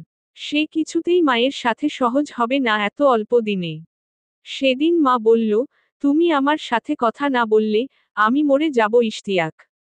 বাবা ম্লান হেসে বলল, কিসব বলো রিধি? অবান্তর কথাবার্তা। সত্যি। আমি মরে যাব। আমি ছাদ থেকে লাফ দিব। তুমি পাগল হয়েছ। ইশতিয়াক শোনো। কি? মা বাবার মুখোমুখি এসে বসল। বাবার হাতটা একটানে নিজের বুকের সাথে চেপে ধরে বলল, এই দেখো। বুকটা একদম ফাঁকা হয়ে গেছে আমার। কিছু নাই। একদম ফাঁকা। অনেক কষ্ট হয় ইশতিয়াক। বাবা বোধ হয় সেই জায়গাতেই একটু দুর্বল হয়ে পড়ল। মা বলতে থাকলো, তুমি কি আর কখনোই সহজ হবে না আমার সাথে? কোনোদিনই না? না। মায়ের মুখটা হঠাৎ পাল্টে গেল। বাবা মজা করে বলল, আর আমি ইশরাকেও কখনো তোমার কাছে দিব না। সে শুধু আমার কাছেই থাকবে। মা এক ঝটকায় উঠে দাঁড়ালো। ঢোক গিলে বিক্ষুব্ধ স্বরে বলল, কি বললে তুমি? বাবা মাথা না তুলেই বলল, বলেছি, ইশরাও এখন থেকে আমার। শুধু আমার। মা চেঁচিয়ে উঠে বলল, কেন তোমার? ও আমার মেয়ে। তুমি একা কেন ওকে নিবে? বাবা মাথা নামিয়ে হাসল। মুখটা গম্ভীর করে বলল, কারণ তুমি একটা পাগল। ইশতিয়াক। কি? তুমি আমার মেয়েকে কেন নিবে? আমি দিব না ওকে নিতে। ও আমারও মেয়ে। আমি মেরে ফেলবো তোমাকে যদি তুমি আর এই কথা বলো। বাবা ফিক করে হেসে দিল। আমাকে কোলে তুলে মাকে বিরক্ত করার জন্য বলল, আমিও দিব না মেয়েকে তোমার কাছে। এটা আমার মেয়ে। আমার আমার আমার। বলা শেষ করে বাবা আবার হাসল। মা ফুঁসতে শুরু করল ধীরে ধীরে। বাবা সেই অস্বাভাবিকতাটুকু খেয়াল করল না। রাগে, ক্ষোভে এক সময় মা আর্তচিৎকার করে বলল, ইশরা শুধু আমার। শুনছো তুমি? বাবা আগের মতোই মজার ছলে বলল, না, ইশরা আমার। মায়ের পুরো শরীর থর থর করে কাঁপতে শুরু করল। ধীরে ধীরে হিংস্র হলো দুটো চোখ। বাবা হয়তো কল্পনাও করতে পারেনি মায়ের মনে তখন কি চলছে। একটু পরে মা একটা কাচের শোপিস এনে বাবার মুখ বরাবর ছুঁড়ে মারল। এক চিৎকারে বাবা ছিটকে গেল খাটের উপর। মুহূর্তের ব্যবধানে তার নাক ফেটে রক্ত বেরিয়ে এলো, তাজা রক্তে গড়াগড়ি খেল আমাদের বিছানার চাদর। মা এগিয়ে এসে বাবার মুখোমুখি দাঁড়ালো। বাবা যন্ত্রণায় ছটফট করতে করতে বলল, রিধি, রিধি, তুমি, আমি ইষ্টি, রিধি। বাবার কথা জড়িয়ে যাচ্ছিল। এর মাঝে মা ঝুঁকে গিয়ে দুই হাতে বাবার গলা চেপে ধরল। বাবা দুর্বল হাতে তার হাতটা চেপে ধরল। বহু কষ্টে নিজেকে ছাড়িয়ে নিয়ে চিৎকার করল, তনু, মা। মায়ের দুটো হাত বাবার গলা পেঁচিয়ে ধরল। বাবার নিঃশ্বাস আটকে এলো প্রায়। মায়ের সেদিকে খেয়াল নেই। মা কটমট করে বলল, বলো তুমি আমার মেয়েকে কেড়ে নিবে না আমার থেকে। বলো। দিদুন ঘরের দুয়ারে এসে এই দৃশ্য দেখতেই বিকট স্বরে চেঁচিয়ে উঠল। পিপি এসে মাকে আগলে ধরে বলল, ভাবি ভাবি কি করছো এগুলা? মরে যাবে ভাইয়া। মরে যাক। ও মরে যাক। পিপি টেনে ছিঁচড়ে তাকে বাবার কাছ থেকে সরালো। 4-5 মিনিট ধস্তাধস্তির পর মা নিজেই জ্ঞান হারিয়ে পুরো শরীরের ভার ছেড়ে মাটিতে লুটিয়ে পড়ল। বাবা নিজের কপালের দিকটা চেপে ধরে আর্তনাদ করে বলল, তনু ওকে ধর। ও ঠিক নেই। ও একদম ঠিক নেই। বাবুই নিরে তারা দুজন 05। মেহরিমা আফরিন। মা ভুগছিল পোস্টপার্টাম সাইকোসিস নামের একটি অতি বিরল মনোরোগে, যেটা প্রতি মুহূর্তে মাকে একটু একটু করে শেষ করে দিচ্ছিল। এটা এমন এক রোগ, যার শেষ পর্যায়ে মানুষ আত্মঘাতী পর্যন্ত হয়ে উঠতে পারে। তখন আর নিজের সত্তার উপরও কোনো মায়া দয়া থাকে না মানুষের। কি ভয়ঙ্কর! এই রোগের প্রধান কারণ দীর্ঘমেয়াদী ডিপ্রেশন, হীনমন্যতা। বাচ্চা হওয়ার পর 2-3 মাস স্বাভাবিকভাবেই মানুষ অসুস্থ থাকে, মেজাজ খিটখিটে হয়। কিন্তু মায়ের ক্ষেত্রে সময়টা কেবল 2-3 মাসে থেমেছিল না। মা প্রত্যেক মুহূর্তে একটু একটু করে ওই রোগে ডুবে যাচ্ছিল। মা ভাবত তার কেউ নেই। সবাই তাকে সবকিছু থেকে আলাদা করে দিচ্ছে। মায়ের সেই ভাবনাটা সত্যি হলো, যখন সে দেখল বাবা সত্যিই তাকে নিজের থেকে আলাদা করে দিয়েছে।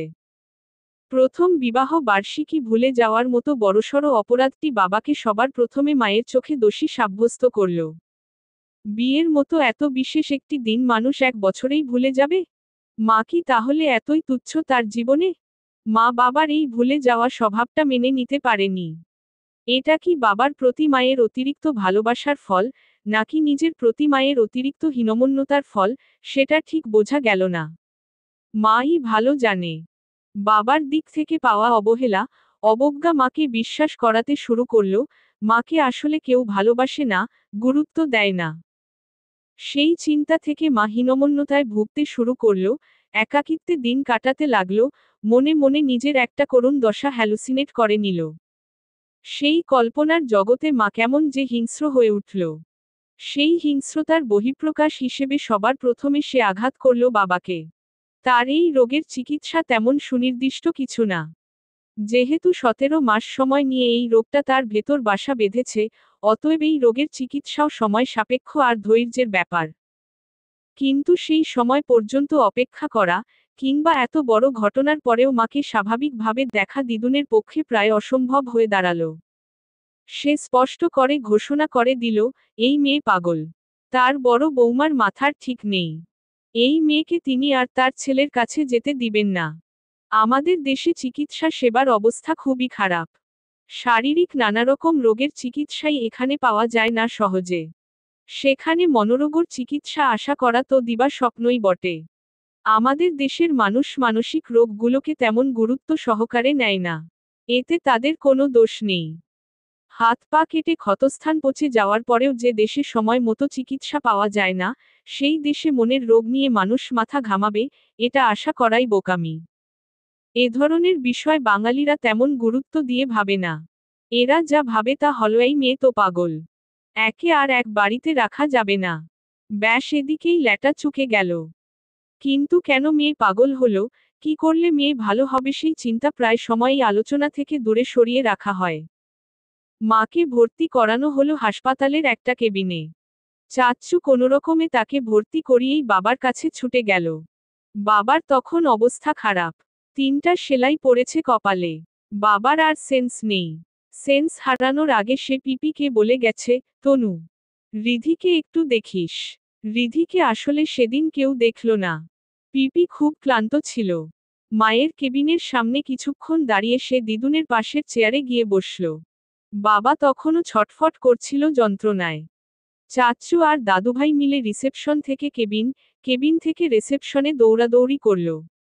আর দিদুন আমাকে কোলে নিয়ে বসে থাকল। মাকে সবার প্রথমে যে দেখল, সে আমার নানুভাই। সে থাকে চট্টগ্রামে। তাকে দিদুন ফোন দিয়ে বলল, বেআই সাহেব, আপনার মেয়ে আজ যেই কাণ্ড করেছে। দয়া করে তাকে নিয়ে যান। এসে নানুভাই এলো। চট্টগ্রাম থেকে ঢাকার এই পথটা সে প্রায় পাগল পাগল হয়ে পাড়ি দিল। এসে সে সোজা মায়ের কাছে গেল। মায়ের তখন জ্ঞান ফিরেছে। সে মাথা নামিয়ে মূর্তির মতো বসেছিল হাসপাতালের বেডে। নানুভাই যেতেই সে আঁতকে উঠল। প্রচণ্ড অস্থির স্বরে বলল, বাবা, বাবা, আমার সব শেষ হয়ে গেছে। নানুভাই শক্ত করে তাকে জড়িয়ে ধরল। কাপা হাতে মায়ের মাথায় হাত বুলাতে বুলাতে বলল, রিধি, মা, কি হয়েছে বাবা, বলো। মা মাথা নেড়ে বলল, বাবা, আমি আমি ইশতিয়াককে মেরেছি বাবা। একদম জানে মারতে চেয়েছি। নানুভাই স্তব্ধ স্বরে বলল, কেন? আমি জানি না বাবা। আমি কিচ্ছু জানি না। আমি সব শেষ করে ফেলেছি। ইশতিয়াক আর কোনোদিন আসবে না আমার কাছে। ইশরাও না। বাবা, ও বাবা, আমার সব শেষ বাবা। মা খুব অপ্রকৃতস্থ হয়ে উঠল। সহজে কান্না না করা মা সেদিন কেবল হু হু করে কেঁদেই গেল। নানুভাই তাকে জড়িয়ে ধরে বলল, কাঁদে না লক্ষ্মী মা আমার। আমি পরে সব শুনব। এখন আর কেঁদো না।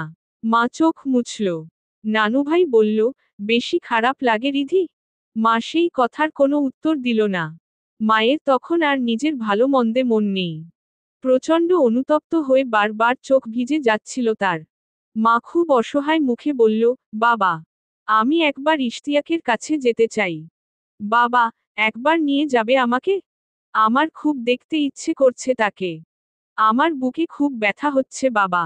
নানুভাই তাকে বাবার কেবিনের সামনে নিয়ে এলো। মা উদ্ভ্রান্ত চোখে চারদিক দেখে বলল, ও কোথায়? কোন কেবিনে? মা অবশ্য সেদিন বাবাকে দেখতে পারল না। দিদুন দেখতে দেয়নি। মাকে দেখতেই সে ধমকে উঠে বলল, এই মেয়ে, তুমি কোন বুঝে এখানে এসেছ? পুরোপুরি মেরে ফেলতে চাও নাকি আমার ছেলেকে? যাও এখান থেকে। ধমকটা এত উচ্চস্বরে দিল, যে মা ভয় পেয়ে সিটিয়ে গেল কিছুটা। নানুভাইয়ের পেছনে নিজেকে আড়াল করে কাতর স্বরে বলল, মা আমি ওকে একটু দেখি। খবরদার, তুমি আমার ছেলের কাছে যাবে না একদম। গেলে তোমার হাত পা বেঁধে রাখবো আমি। নানুভাই তাজ্জব হয়ে বলল, আপা, এটা কি ধরনের আচরণ? আপনি আমার মেয়ের সাথে এত বাজে ব্যবহার করছেন কেন? ও আপনার বাড়ির বউ, কোনো চৌরাস্তার পাগল না। দিদুন হাসল। তাচ্ছিল্য করে বলল, চৌরাস্তার পাগল থেকে আর ভালো কোথায়? চৌরাস্তার পাগলও এর চেয়ে ভালো আছে। নানুভাই ওই কথাটা সহ্য করতে পারল না। মা তার পাঞ্জাবি খামচে ধরে বোকা বোকা স্বরে বলল, বাবা, আমি কি সত্যিই পাগল? ইশতিয়াক কি আর কথা বলবে না আমার সাথে? ভালো মানুষ পাগল হয় কিভাবে? নানাভাই তার হাতটা টেনে ধরল। চোখ দুটো শক্ত করে কঠোর মুখে বলল, চলো রিধি। আর এখানে দাঁড়িয়ে লাভ নেই। যা বলার আর যা শোনার, সব শোনা হয়ে গেছে। চলো মা, বাড়ি চলো। বাবা, ও এখনো কত অসুস্থ। আমি কিভাবে যাব? একটু থাকি বাবা। ওকে একবার বলি যে, আমি ওকে একদমই মারতে চাইনি। আমি আসলেই পাগল বাবা। আমি জানি। ওকে একবার সরি বলবো আমি। পা ধরে মাফ চাইবো। অনেক কষ্ট দিয়েছি তাকে আমি। নানুভাই মলিন চোখে তার দিকে তাকালো। এক হাতে মাকে জড়িয়ে ধরে ভাঙা স্বরে বলল, আসো মা। বাসায় আসো। পরে না হয় তার সাথে দেখা করবে, কথা বলবে। মা বাসায় চলে এলো। সাথে আমাকেও নিয়ে এলো। দিদুন ভয় দিতে চায়নি আমাকে। নানুভাইকে বলল, বেয়াই, আপনি আমাকে ভুল বুঝছেন। আপনি তার ওই রূপ দেখেননি। দেখলে আপনিও অমনি করতেন। আমি আপনার মেয়েকে কিছু বলিনি। আমি বলেছি, আপাতত সে পাগল হয়ে আছে। আমি নিজের চোখে দেখেছি সব। দয়া করে ইশরাকে নিবেন না। ওই মেয়ে আমার নাতনিকেও মেরে ফেলবে। নানুভাই ঠান্ডা গলায় বললেন, আপনার নাতনি ওই পাগল মেয়ের সন্তান। এই কথা আপনার মনে আছে তো আপা? আপনার নাতনিকে এই পাগল মেয়েটা 9 মাস নিজের গর্ভে ধরেছে। জানেন তো এই কথা? দিদুন থতমত খেয়ে গেল। নানাভাই মাকে নিয়ে চলে এলো চট্টগ্রাম, ঢাকা থেকে প্রায় 250 কিলো দূরে। বাড়িতে এসে মা কেমন যে মনমরা হয়ে গেল। একটু পর পর তার বাবার কথা মনে পড়ে। তখন সে ঠোঁট ভেঙে কান্না করে। তারপর কাঁদতে কাঁদতে ঘুমিয়ে যায়। নানুভাই রাতে এসে তার মাথায় হাত বুলিয়ে দেয়। মা তখন ইশরার মতো বাচ্চা হয়ে যায়। সে নানুভাইয়ের কোলে মাথা রেখে ফোপাতে ফোপাতে বলে, বাবা, ওকে আমি খুব চাই জানো। ও বাদে আর কারো সাথে অভিমান করি না আমি। আর কারো সাথে তোত্তারামও করি না। ও খুব ভালো। একবার নিয়ে চলো বাবা।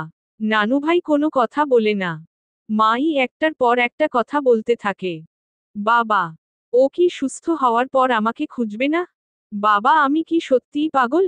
বউ পাগল হলে কি জামাই আরেকটা বিয়ে করতে পারে? আমি অনুমতি না দিলেও কি ও আরেকটা বিয়ে করবে?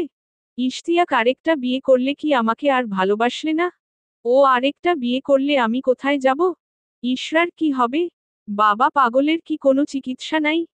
আমি কি সারা জীবন পাগলই থাকব? বাবা, আমি কেন মারা যাচ্ছি না এখনো? ইশতিয়াক যদি আরেকটা বিয়ে করে, তাহলে কি ইশরাকে আমি সারা জীবন নিজের কাছে রাখতে পারবো? এমন কোনো উপায় নেই, যেখানে সবাই বলার পরেও ইশতিয়াক আমাকে ছেড়ে গেল না? এমন কি হতে পারে না, যে ইশতিয়াক সবাইকে থামিয়ে দিয়ে বলল, এই সবাই চুপ। রিধিই আমার বউ। আর কাউকে বিয়ে করব না আমি। তোমরা কেউ ওকে তাড়িয়ে দিবে না। এমনও তো হতে পারে তাই না বাবা? ও তো আমাকে ভালোবাসে তাই না? উহু, তুমি জানো না।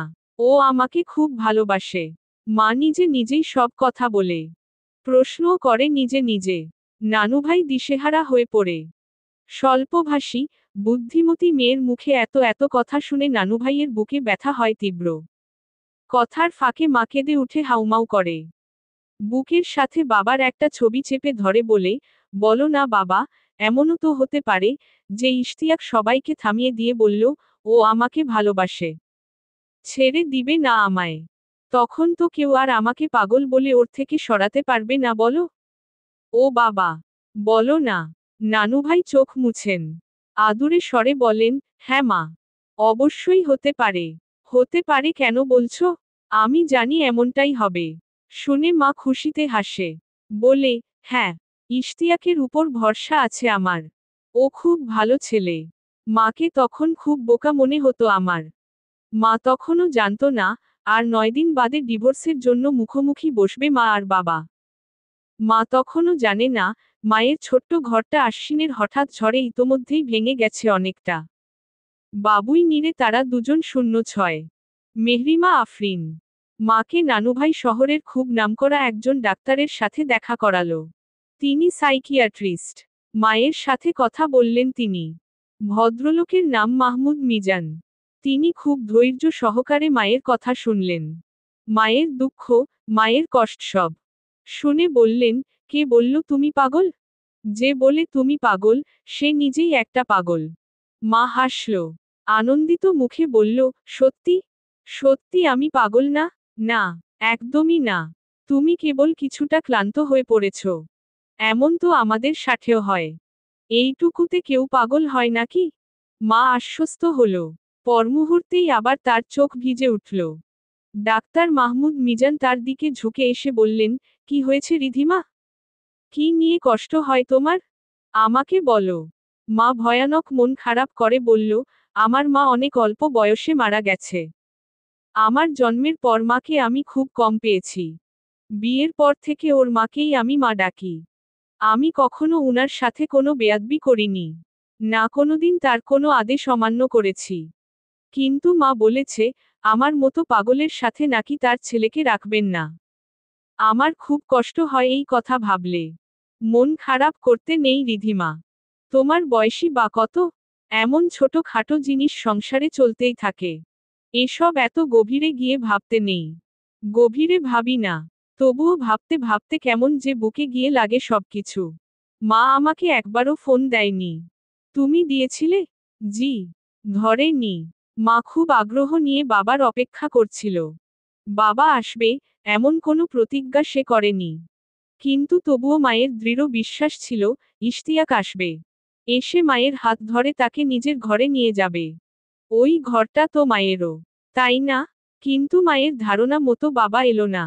মা তার নম্বরে ফোন করেও তাকে পায়নি। নম্বরটা বন্ধ দেখাচ্ছিল। নানুভাই এসে রোজ গল্প করত তার সাথে।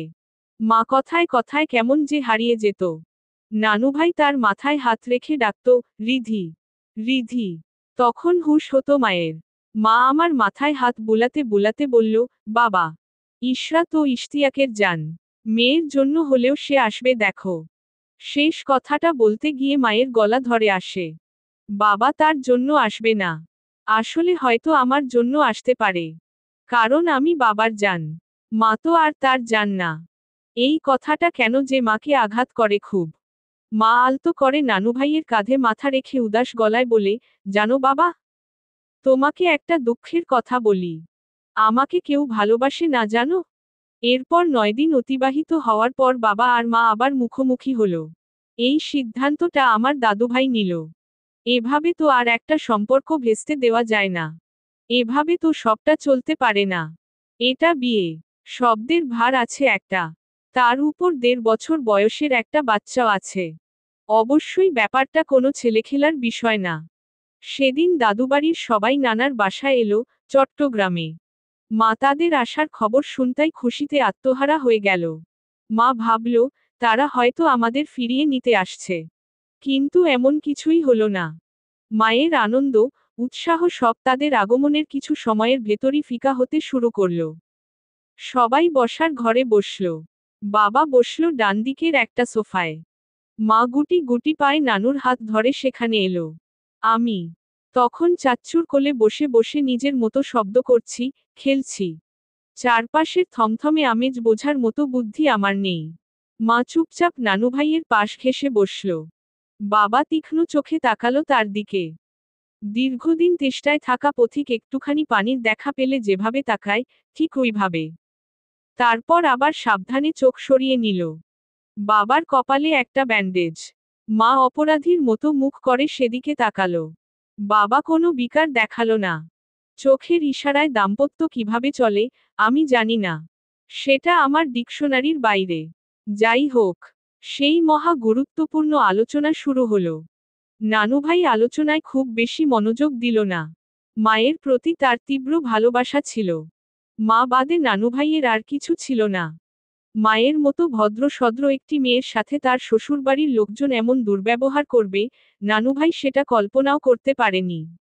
যেই অপমানবোধে নানুভাই আর সম্পর্ক ঠিক করার তাড়না দেখায়নি। কি করবে? পায়ে ধরবে তাদের? কোন অপরাধে পা ধরবে? এমন স্পর্শকাতর একটা বিষয়ে যারা এমন ছেলে মানুষই করেছে, তাদের সাথে আর কিসের বোঝাপড়া করবে নানুভাই? দাদুভাই বলল, ইশতিয়াক আর রিধিমা 2.5 বছরের মতো সংসার করেছে। 1.5 বছরের একটা বাচ্চাও আছে তাদের। কেন বিষয়গুলো এত জট পাকাচ্ছে আমি জানি না। কিন্তু এর একটা সমাধান প্রয়োজন। আমার মনে হয় তাদের একসাথে বসা প্রয়োজন। দাদুভাই থামল। দিদুন একটু ভয় পেয়ে বলল, একসাথে বসবে মানে? মানে নিজেদের মধ্যে কথা বলবে। নিজেরাই সিদ্ধান্ত নিবে। এদের সংসার। সিদ্ধান্ত তো এদেরই হবে। তাই না? দিদুন দুশ্চিন্তায় মাথা নাড়ল। দাদুভাই বলল, রিধি, তুমি কি সবকিছু মিটমাট করে আবার সংসার করতে চাও মা? মা যেন এই কথাটা শুনবে বলেই বসেছিল। দাদুভাই বলতেই সে দ্রুত মুখ তুলল। তাড়াতাড়ি মাথা নেড়ে বলল, জি। আমি সংসার করতে চাই, বাবা। বাবা নড়েচড়ে বসল। শার্টের হাতা টানতে টানতে একনজর তাকালো মায়ের দিকে। অতি শান্ত আর মনোযোগী দৃষ্টি। দাদুভাই হয়তো বাবাকে কিছু বলতো। তার আগেই দিদুন কেমন যে ভয়ে ভয়ে বলল, এত কিছুর পরেও আপনি ওই মেয়েকে জিজ্ঞেস করছেন ইশতিয়াকের বাবা? আমি নিজের চোখে সবটা দেখেছি। বিশ্বাস না হলে তনুকে জিজ্ঞেস করুন। বড় বৌমা নিজের মধ্যে থাকে না। ওর কোনো হুঁশ ছিল না যখন সে ওইভাবে আমার ছেলেকে মারছিল। আমি পারবো না। আমি পারবো না ওইরকম করে আমার ছেলেকে তার কাছে ছেড়ে দিতে। আগে বড় বৌমা সুস্থ হবে, তারপর সব কথা।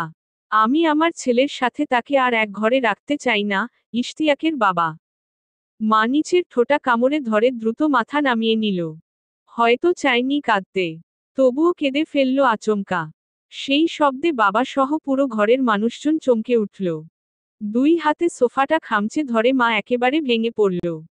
আবেগপ্রবণ মানুষ কান্নায় ভেঙে পড়লে মানুষজন বোধ হয় এত আশ্চর্য হয় না। কিন্তু অত্যন্ত চাপা স্বভাবের একটি মেয়ে যখন ঘর ভর্তি মানুষের সামনে মাথা নামিয়ে ডুকরে কেঁদে ওঠে, তখন আপনা আপনি মস্তিষ্ক সচল হয়ে ওঠে। মনে হয় খুব অস্বাভাবিক কিছু ঘটে যাচ্ছে। সেদিন সেই সন্ধ্যায় মায়ের কান্নাও অষ্টম আশ্চর্যের মতোই অবিশ্বাস্য মনে হলো সবার। কারণ আমার মা কাঁদে না সহজে। আমার মা ভাঙে, তবে প্রকাশ করে না। আমার মা আবেগ ধরে রাখলেও আবেগশূন্য না।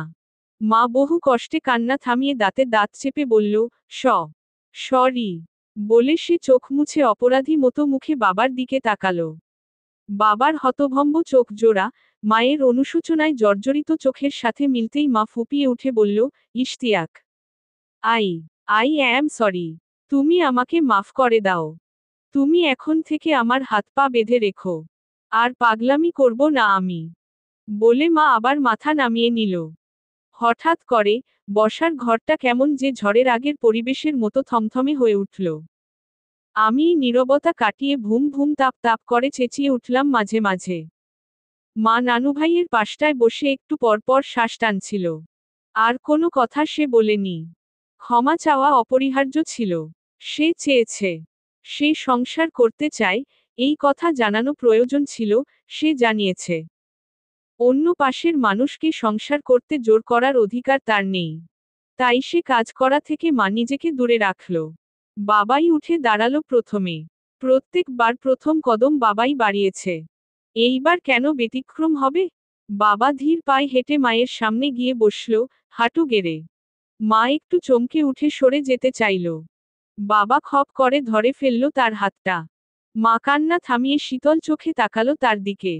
বাবা স্বর নামিয়ে মারাত্মক আদর দিয়ে বললেন, রিধি, আমার ইস্যুর মা, তুমি কেমন আছো? তুমি কেন মাফ চাইছো আমার কাছে? I am sorry. Sorry for not understanding your point of view. আমি একবারও তোমায় বুঝিনি Ridhi. I should be sorry for that.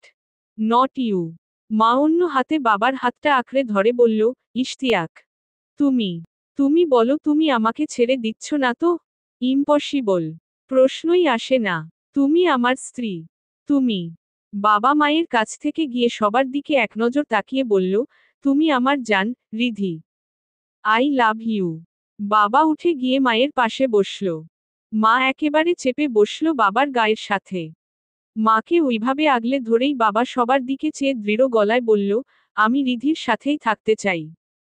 Ridhi যদি মেরেও ফেলে আমাকে, আমি তবুও তার সাথেই থাকতে চাই। আমি এই পুরো জীবনে স্ত্রী হিসেবে শুধু রিধিমাকেই চাই। এরপর থেকে রিধিকে যে পাগল বলবে, সে যেন আমাকে আর ছেলে বলে না ডাকে। দিদুন একেবারে ভ্যাবাচ্যাকা খেয়ে গেল। মা ফ্যালফ্যাল করে তাকালো বাবার দিকে।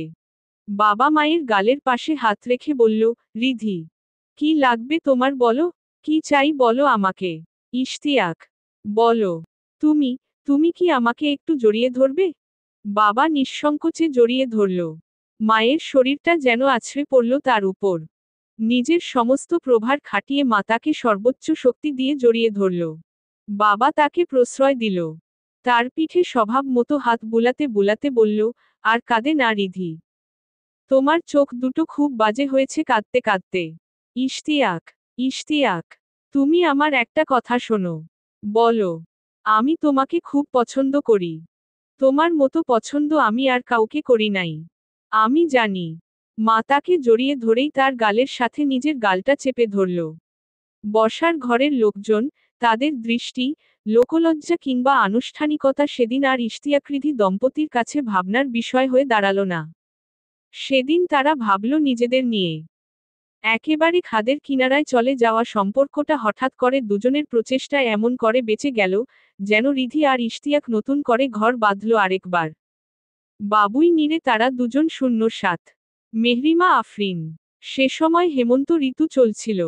প্রকৃতিতে নাতিশীতোষ্ণ ঠান্ডা বাতাস। রাতের দিকে শীত শীত ভাব একটু বাড়ে। সন্ধ্যার পর বাড়ির সামনের ডালে বসে একটা পাখি খুব চমৎকার সুরে ডাকে। রিধির এই ডাকটা ভালো লাগে। সন্ধ্যার পর ইশতিয়াকি জানালা খুলে পর্দা টেনে দেয়। রিধিমা গোল গোল চোখে নিরীহ মুখে তার দিকে তাকায়। ইশরা সাধারণত এই সময়ে তনুদের ঘরে থাকে। তনু আর ইয়াস তাকে রাখে নিজেদের কাছে। ইশতিয়াক তখন সবে মাত্র অফিস করে বাড়ি ফিরে। রিধিমা চুপচাপ বসে থাকে তার অপেক্ষায়। ইশতিয়াক আসে। হাত থেকে ঘড়িটা খুলে ড্রেসিং টেবিলের সামনে রাখে। ব্যাগটা রাখে টেবিলের এক পাশে।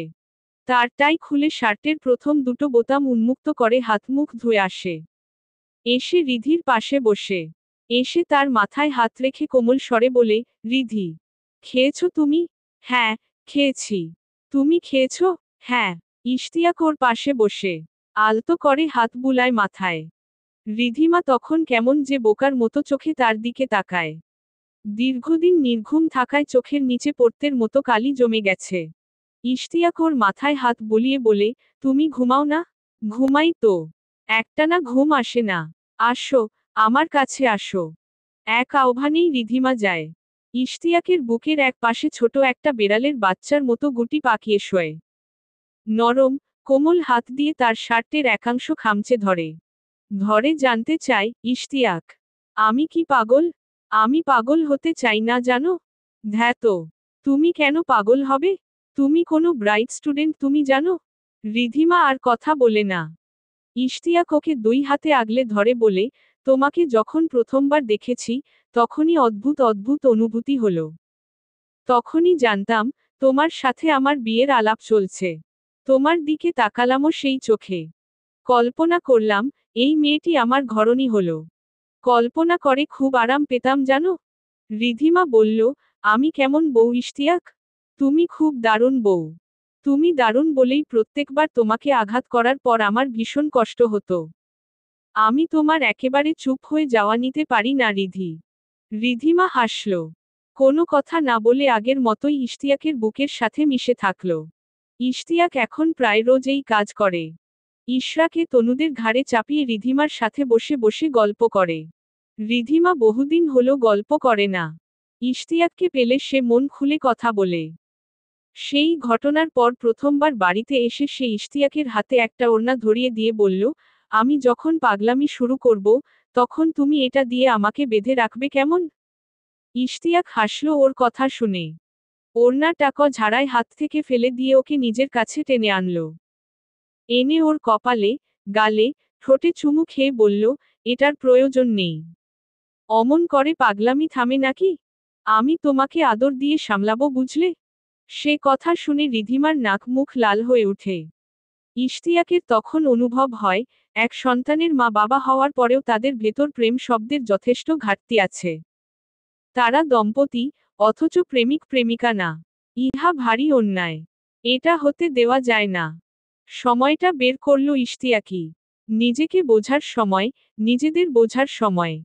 সে প্রথমে যার কাছে রিধিকে নিয়ে গিয়েছিল কাউন্সিলিংয়ের জন্য, তার নাম তরিকুল। তরিকুল তার স্কুল জীবনের বন্ধু। সে মনোবিজ্ঞান নিয়ে পড়াশোনা করেছে। এমন ধরনের কেস সে আগেও সামলেছে। রিধিকেও তার সামনে বসানো হলো। তরিকুল একাই তার সাথে কথা বলল। প্রায় ঘণ্টাখানেকের মতো। এরপর তাকে অন্য রুমে বসিয়ে সে ইশতিয়াককে ডেকে নিল। জানতে চাইল, তুই নাকি তোর প্রথম বিবাহবার্ষিকী ভুলে গিয়েছিলি? ইশতিয়াক মাথা নামিয়ে বলল, হ্যাঁ। Very bad. এই জিনিসটা মেয়েদের সেন্টিমেন্টকে খুব আঘাত করে। আরেকটা প্রশ্ন, তুই কি রেগে গেলে উচ্চ স্বরে কথা বলিস? হ্যাঁ। This is also very bad. ও তোমার স্ত্রী। তোমার বাড়িতে, তোমার ফ্যামিলি মেম্বাররা থাকা অবস্থায় তুমি যদি ওর সাথে উঁচু স্বরে কথা বলো, তাহলে ভেতর থেকে সে খুব অপমানিত বোধ করবে। এটা অনুচিত। আমি জানি, আমি অন্যায় করেছি। কিন্তু যখন আমি জিনিসগুলো আর সহ্য করতে পারতাম না, তখন আমি চেঁচিয়ে ফেলতাম। তারপর সরিয়েও বলতাম, that doesn't matter at all. আমি আসলে নিজেই দিনকে দিন নিজের ভুল বুঝতে পারছি। তরিকুল তরিকুল ঝুঁকল। গলা নামিয়ে চাপা স্বরে বলল, সম্বন্ধ করে বিয়ে হয়েছে তোমাদের। তোর উচিত ছিল মেয়েটাকে সময় দেওয়া, তার সাথে কথা বলা, তাকে নিয়ে ঘুরতে যাওয়া। তুই তাকে ভালোবাসিস, অথচ মেয়েটার ভেতরের দোলাচাল বুঝিস না। অথচ তার ভালো অনুভূতি, মন্দ অনুভূতি সবকিছু বোঝা তোর দায়িত্ব। তুই বলছিস তুই তাকে ভালোবাসিস, কিন্তু নিজেদের বিবাহ বার্ষিকী মনে রেখে স্বামীর জন্য ফুলের তোড়া আর চিঠি লিখে অপেক্ষা করা মানুষটি তোর স্ত্রী, তুই না। তুই একটা মা ছাড়া বড় হওয়া মেয়ের কাছে পরিপূর্ণ নারীর সমস্ত গুণ আশা করিস। অথচ তুই এই কথা বুঝতে পারিস না যে প্রচণ্ড একাকিত্বে বেড়ে উঠেছে ওই মেয়েটা। ইনসিকিউরিটিতে ভুগতে থাকা একটা মেয়েকে দিনকে দিন ইনসিকিউর করেছিস তুই। তোর কি একবারও নিজেকে অপরাধী মনে হয় না? You are not victim. কোনোদিন রিধিকে জিজ্ঞেস করেছিস, কেন সে এমন দমে গেল? কেন সে নীরবতা বেছে নিল? রিধির আসল কাউন্সিলিং পারত একমাত্র তার স্বামী। যার সাথে সে কথা বলতে চায়, যার সাথে সে সবকিছু বলে ফেলতে পারে, যার কাছে রিধি আশা রাখে, যাকে রিধি ভালোবাসে। রিধিমা দেখা যেত তার সাথে একটু কথা বলার জন্য অনেকটা সময় বসে থাকত। ইশতিয়াক এসে ওর মাথায় হাত রাখলেই ওর মন ভালো হতো। ইশতিয়াক একদিন ওর হাতে কয়েকটা কাগজ তুলে দিয়ে বলল, মনে করো এটা একটা প্রিন্টার। তোমার ভেতরের যত কথা জমা আছে, যত কিছু তুমি আমাকে বলতে চাও, যত কিছু তুমি আমাকে জানাতে চাও, সব তুমি এখানে লিখবে। একদম সময় নিয়ে, পুরো রাত নিয়ে। কোনো পয়েন্ট বাদ দিবে না। তোমার মনের সবকিছু এখানে লিখবে। লিখে আমার অফিস ব্যাগে রাখবে। কেমন? রিধিমা বলল, এভাবে কি আর হয় নাকি? কত কিছুই ভুলে গেছি আমি। কিছুই ভুলোনি। লিখতে শুরু করো। সব আপনা আপনি মনে পড়বে। রিধিমা রাতে কাগজগুলো নিয়ে বসল। ইশরার দায়িত্ব নিল ওর বাবা। সে খুব ভালো বাচ্চা সামলাতে পারে। বিশেষ করে ইশরাকে। সবাই যখন ঘুমে তখন রিধিমা লিখতে শুরু করল। প্রথমে মনে হলো, সে কিছুই লিখতে পারবে না। কিন্তু যখন লিখতে শুরু করল, তখন তার মনে হলো, এই জীবনের সমস্ত মান অভিমান সে এক বসায় লিখে ফেলেছে। প্রিয় ইশতিয়াক, তুমি জেনে অবাক হবে, তুমি আমার জীবনের একমাত্র ব্যক্তি যাকে আমি চিঠি লিখেছি। তুমি জেনে আরও অবাক হবে, তুমি আমার জীবনের একমাত্র ব্যক্তি যার সাথে মন খারাপ হলে আমি তার শার্ট জড়িয়ে ধরে কান্না করি। এই কাজ তুমি বাদে আর কারো সাথে আমি করিনি। আমার মনে হয়, তোমার শার্টে তোমার ঘ্রাণ মিশে আছে। আমি তোমার ওই ঘ্রাণেই তোমার অস্তিত্ব বুঝে নেই। কিন্তু আমার দুর্ভাগ্য, এতখানি তোমাকে চাওয়ার পরেও তোমার ধারণা, আমি তোমাকে ভালোবাসি না। তোমার সাথে আমার বিয়ে হয়েছে পারিবারিকভাবে, সম্বন্ধ করে। বাংলাদেশের অধিকাংশ মেয়েই এ ধরনের বিয়ের পর স্বামীকে ভালোবাসতে সময় নেয় কিছুটা। ভালোবাসা তো কোনো প্রতিযোগিতা না ইশতিয়াক। এটা একটা সাধনা। সময়ের ব্যাপার। বিয়ের পর আমি পুরোদস্তুর সংসারী হয়ে উঠেছিলাম। স্বামী হিসেবে তোমার কোনো চাওয়া অপূর্ণ রেখেছি বলে মনে হয় না। যতবার হাত বাড়িয়ে ডেকেছ তুমি আমায়, ততবার আমি সাড়া দিয়েছি। আমি বাধ্য মেয়ের মতো নিজেকে বারবার সমর্পণ করেছি তোমার সামনে। তুমি ডেকেছ, আর আমি মুখ ঘুরিয়ে নিয়েছি, এমনটা কখনো হয়েছে? বিয়ের পর আমার অনেক অনেক পরিকল্পনা ছিল। পড়াশোনা নিয়েও ভাবছিলাম। এর মধ্যে ইশরা চলে এলো। আমি কনসিভ করলাম। তোমাকে জানাতেই খুশিতে তুমি উন্মাদ হয়ে গেলে। কিন্তু আমরা তো তখন বাচ্চা নেওয়ার প্ল্যান করিনি ইশতিয়াক। ওই সন্তানটা তো আনওয়ান্টেডই ছিল। আমি রিপোর্ট দেখে প্রচণ্ড ভেঙে পড়লাম। তুমি আমার ভেঙে পড়া দেখে আমায় ভুল বুঝলে। বললে, এই সম্পর্কে আমার কোনো এক্সাইটমেন্ট নেই। আমি নাকি নিজের বাচ্চার প্রতি অন্যায় করছি। আমি স্বার্থপর হয়ে গেছি। একবার বুকে হাত রেখে বলো তো, ইশরা পৃথিবীতে আসায় তুমি ঠিক কি হারিয়েছ? কি এমন ত্যাগ করেছ তুমি যার কারণে তুমি ভালো হলে, আর আমি হলাম স্বার্থপর? চাকরি গেছে তোমায়? যায়নি। উল্টো প্রমোশন হয়েছে। প্রচণ্ড যন্ত্রণায় 9 মাস ছটফট করেছ তুমি? করনি। অন্য 8-10টা সাধারণ মাসের মতোই মাস কেটেছে তোমার। সিজারের পর নিজের জীবনীশক্তির অর্ধেক হয়েছিলে তুমি? না। বাচ্চা হওয়ার পর মাস 3 বিছানায় পড়েছিলে তুমি? পড়োনি। আমি পড়েছি। ওই সমস্ত কিছুর ভেতর দিয়ে আমি গিয়েছি। স্ত্রী ছিলাম আমি তোমার। প্রচণ্ড বিশ্বাস করে একটা কথা বলেছিলাম তোমাকে। ইশরা পেটে আসার পর একদিন তোমাকে জড়িয়ে ধরে বলেছিলাম, বিশ্ববিদ্যালয় জীবনে একটি ছেলেকে পছন্দ করতাম আমি। একপাক্ষিক পছন্দ। তাকে আমি জানাইনি কোনোদিন। সেও আর জানেনি কোনোভাবে। তুমি সবটা শুনলে। আমি ভেবেছিলাম, তুমি স্বাভাবিকভাবে নিবে সবটা। কারণ তুমিই জানতে চেয়েছিলে এই ব্যাপারে। বলেছিলে অতীত নিয়ে কোনো মাথা ব্যথা নেই তোমার। অথচ আমার সংসারে সবচেয়ে বড় অশান্তি শুরু হলো এরপরই। আগেও আমাদের ভেতর টুকটাক ঝামেলা হতো। কিন্তু তুমি কখনো এর জন্য আমার অতীত টেনে আনতে না। অথচ যবে থেকে তুমি ওই কথাটা জানলে, তবে থেকে তোমার ধারণা, আমার সব মন খারাপের কারণ আমার অতীতের সেই একতরফা অনুভূতি। বিষয়টা আমার জন্য খুব লজ্জাজনক। তুমি সবকিছুকে টেনে ওইদিকে নিবে জানলে আমি কোনোদিন তোমাকে ওই কথা বলতাম না। আজ তোমাকে জানাতে চাই, তোমার ধারণা ভুল। আমি ওই ছেলেকে আর মনে রাখিনি।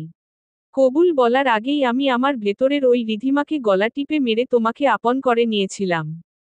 অথচ তুমি, আমার স্বামী হয়ে কথায় কথায় আমাকে খোঁচা দিতে। একবার মনে আছে? ঈদের দিন রাতে। আমি বেশ ক্লান্ত ছিলাম। তুমি আমার কাছে এলে। বরাবরের মতো আমি নিজেকে তোমার হাতে সঁপে দিলাম নির্ভর হয়ে, নিশ্চিন্তে। তুমি বরাবরই আধিপত্য দেখিয়েছ। আমি সাদরে সেটা গ্রহণ করেছি। সেই রাতে তুমি যখন প্রচণ্ড বেপরোয়া আর উন্মত্ত হয়ে উঠলে, তখন আমি কেবল অনুরোধ করে বললাম, ইশতিয়াক। আজ আমি ক্লান্ত। প্লিজ একটু আস্তে ধরো আমায়। তখন তুমি ছিটকে সরে গেলে আমার থেকে। অথচ কথাটা আমি আপন ভেবে বলেছিলাম তোমায়। কারণ তুমি তো আমার আপনি। তুমি শুধু সরেই গেলে না। সরে গিয়ে তুমি একটা নোংরা অপবাদ দিলে আমায়। বললে, তুমি নাকি আমার প্রথম প্রেম না। তাই আমি দূরে ঠেলেছি তোমায়। সেদিন অপমানে, লজ্জায়, আত্মগ্লানিতে আমার শরীর পুড়ে গেল রীতিমতো। তুমি এই কথা বললে? দিনের পর দিন যার সাথে অন্তরঙ্গ হয়েছ তুমি, যার গর্ভে তোমার সন্তান বড় হয়েছে, যার শরীরের উপর তুমি যখন খুশি নিয়ন্ত্রণ চালিয়েছ, তার উপর তুমি এত বিশ্রী অপবাদ দিলে। কেন? কোনো মেয়ে কি তার ভালোবাসার মানুষকে কোনোদিন না বলতে পারে না? বলতে পারে না থেমে যেতে? এটাতে তুমি আমার অতীত টেনে আনবে? এত ইনসিকিউর তুমি? এত ফরমাল আমাদের সম্পর্ক? যে ক্লান্তিময় একটি দিনে আমি আমার স্বামীকে থামিয়ে দিতে পারবো না? আমাদের সম্পর্কটা কি কেবল শরীরের ইশতিয়াক? মানসিক কিছু নেই বুঝি এখানে? যাই হোক, সে কথা ছাড়ো। তোমার থেকে আদর নেওয়া আমার খুব পছন্দ। সেদিন সত্যিই ক্লান্ত লাগছিল ভীষণ। কিন্তু আমাকে ভুল বোঝাই তো তোমার ধর্ম।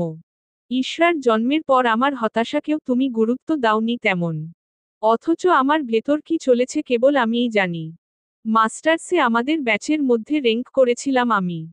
আমি আমাদের ব্যাচের সবচেয়ে বেশি গ্রেড পয়েন্ট পাওয়া স্টুডেন্ট। অথচ আমি মাস্টার্সের পর আর পড়তেই পারলাম না। ওদিকে আমার ফ্রেন্ডরা সব নানারকম ডিগ্রি নিতে ব্যস্ত। একটা সরকারি প্রকৌশল বিশ্ববিদ্যালয় থেকে সর্বোচ্চ গ্রেড নিয়ে বের হওয়ার জন্য কতখানি পরিশ্রম করতে হয় তুমি নিশ্চয়ই জানো।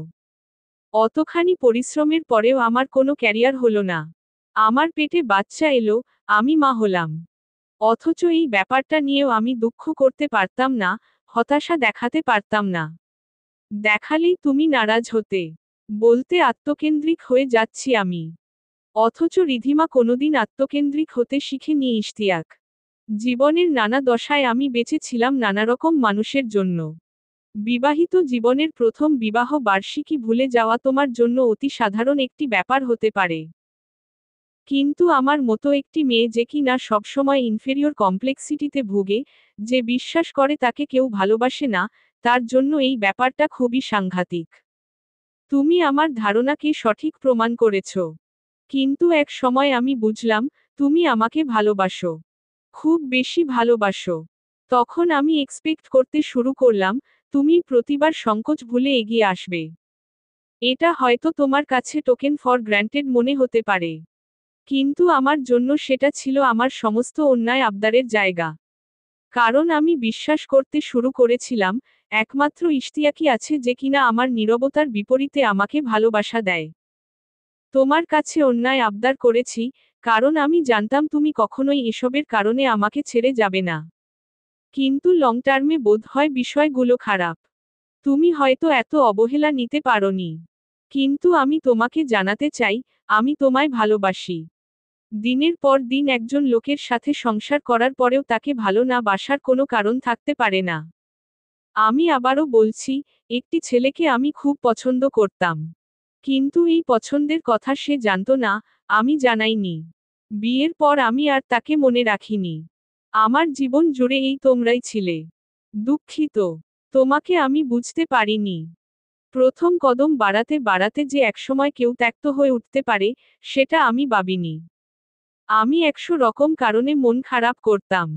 কিন্তু ওই 100 কারণ ছেড়ে তুমি বারবার একটা কারণই বড় করে দেখতে। তুমি আমার প্রথম প্রেম না। এ কথা সত্যি। কিন্তু তুমি প্রথম মানুষ যার জন্য আমি চিঠি লিখেছি। তুমি প্রথম মানুষ যার জন্য আমি রাত জেগে অপেক্ষা করেছি। তুমি প্রথম মানুষ, যার জন্য আমি শাড়ি পরতে শিখেছি। তুমি প্রথম মানুষ, যে আমাকে ভালোবাসা শিখিয়েছে। এই পত্রখানা স্ত্রী হিসেবে আমার ব্যর্থতার প্রতীক। কারণ আমি তোমায় আমার দিকটা বোঝাতে ব্যর্থ হয়েছি। তবুও সব শেষে তোমাকে জানাতে চাই, আমি তোমাকে ভালোবাসি। ঈশ্বর বাবাকে আমি ভীষণ ভালোবাসি। তোমার সাথে আমার ডিভোর্স হলে আমি বোধহয় সত্যি সত্যিই পাগল হয়ে যেতাম। ইশতিয়াক। তোমাকে ধন্যবাদ, আমায় পাগল না বানানোর জন্য। বাবুই নিরে তারা দুজন 08। মেহরিমা আফরিন। ইশতিয়াক আজ বাড়ি ফিরল এক গুচ্ছ টিউলিপ হাতে নিয়ে। ঢাকা শহরে টিউলিপ খুঁজে পাওয়া কষ্টকর। তবুও সে আনল। তনুশ্রী তখন ইশরাকে কোলে নিয়ে সিঁড়ি দিয়ে নামছিল। ইশতিয়াক জানতে চাইল, রিধি কোথায় তনু? ভাবি রান্নাঘরে। কেন? ইশরার জন্য খিচুড়ি রান্না করছে। ওহো। ইশতিয়াক ঘরে গেল। গিয়ে কাপড় পাল্টে হাত মুখ ধুয়ে এলো। এসে কিছুক্ষণ ঘরজুড়ে পায়চারি করল। তারপর ফুলটা হাতে নিয়ে আয়নায় একবার নিজের প্রতিবিম্ব দেখল। সে আগেও 2-3 বার এনেছিল টিউলিপ। তবে উপলক্ষ ছিল তখন। আজ কোনো বিশেষ উপলক্ষ নেই। আনতে ইচ্ছে হলো, তাই আনা। রিধিমা আজকাল চুপচাপ বসে তার দিকে তাকায়। কোনো কথা বলে, কিছু জানতেও চায় না। শুধু তাকায়। ইশতিয়াক ওর গালে হাত রেখে যখন জিজ্ঞেস করে, তোমার কিছু হয়েছে রিধি? তখন শুধু মাথা নাড়ে। ইশতিয়াকের ধারণা, সে এখনো অপরাধবোধে ভুগছে। মনে মনে সে লজ্জিত। আবার অনুতপ্তও। এর মধ্যে সে এটাও বিশ্বাস করে, তার মাথার ঠিক নেই। সবকিছু মিলিয়ে মেয়েটা কেমন ম্লান হয়ে গেছে। এই ম্লান হওয়াতেও তার ভয়। মানুষ যদি ভাবে সংসারে মন নেই তার? এই কথা সত্যি না। সংসারে তার মন আছে। ইশতিয়াক খাটে গিয়ে বসল। রিধিমা তড়িঘড়ি পায়ে ঘরে এসে বলল, ইশতিয়াক। তুমি এসেছ? কফি দিব তোমাকে? ইশতিয়াক চোখ তুলে তাকালো। শান্ত মুখে বলল, না। ইস্যু কোথায়? মার কাছে। খেলছে। খাইয়েছ? জি। এদিকে আসো। রিধিমা হকচকিয়ে গেল। দরজা বন্ধ করে ইশতিয়াকের মুখোমুখি দাঁড়িয়ে বলল, কি? ইশতিয়াক উঠে গিয়ে ফুলগুলো বাড়িয়ে দিল রিধিমার সামনে। রিধি তাকালো সেদিকে। বলল, এসব কি? এই ফুলের নাম টিউলিপ। সেটা জানি। হঠাৎ ফুল? দিতে পারি না? রিধি ফুলগুলো হাতে নিল। হেসে বলল, অবশ্যই পারো। ধন্যবাদ তোমাকে। রিধিমা সবগুলো ফুল হাতে নিল। ফুলের সাথে একটা চিরকুটও ছিল। তাতে লিখা আছে, আমি পৃথিবীর সবচেয়ে দারুণ মেয়েটিকে ভালোবাসি। যেই মেয়ে বাদে ইশতিয়াক আর ইশরা 2 মিনিটও থাকতে পারে না, আমি সেই মেয়েটিকেই ভালোবাসি। অথচ মেয়েটি ভালোবাসে টিউলিপকে। তাই তার জন্য এক গুচ্ছ টিউলিপ। রিধিমা খুঁটিয়ে খুঁটিয়ে লিখাটা পড়ল। পরে মুখ গম্ভীর করে বলল, চ্যাট জিপিটি? ইশতিয়াকের মুখটা চুপসে গেল। মন খারাপ করে, চূড়ান্ত রকমের হতাশ মুখে বলল, এত ভেবে লিখলাম। আমার আবেগটা তুমি চ্যাট জিপিটি বলে উড়িয়ে দিলে? রিধিমা হাসল। এগিয়ে এসে ইশতিয়াকের একটা গালে হাত রেখে বলল, আমি জানি তুমি লিখেছ। রোবেটের লিখায় এত মায়া দয়া থাকে না। এই লিখাতে আছে? হ্যাঁ। রিধিমা বলল, এবার বলো, তুমি কি খাবে? ইশতিয়াক ওর হাতটা টেনে ধরে বলল, কিছু খাবো না। তুমি এখানে আসো। রিধিমা কপাল কুঁচকে তার কাছে এলো। ইশতিয়াক তাকে তার এক পায়ের উপর বসিয়ে দিয়ে তার কপালের চুলগুলো সরিয়ে কানের পেছনে গুজে দিল। রিধিমা হাসল। ইশতিয়াক ওর দুই হাত ধরে বলল, এত ঘেমেছ কিভাবে? রান্নাঘরে ছিলাম। ইশরাও আজকাল অনেক জ্বালাতন করে। এক জায়গায় বসে খায় না। ওর পেছনে ছুটতে ছুটতেই এই অবস্থা আমার। রাতে আমি খাওয়াবো ওকে। তোমাকে খুব ক্লান্ত লাগছে। ইশতিয়াক আলতো করে ঠোঁটটা চেপে ধরে রিধিমার নোয়ানো চিবুকের সাথে। এরপর একটু সময় নিয়ে চুমু খেল। ঘোর লাগা কণ্ঠে বলল, রিধি, মন খারাপ তোমার? রিধিমা আরক্ত মুখে মাথা নাড়ল। নামানো স্বরে বলল, মন তো ভালো ইশতিয়াক। তোমার মনে হচ্ছে আমার মন খারাপ? উহু, এমনি। মা কিছু বলেছে তোমায়? না তো। কি বলবে? রিধিমা ফিক করে হেসে দিল। বলল, একটু ভয় পায় মনে হয়।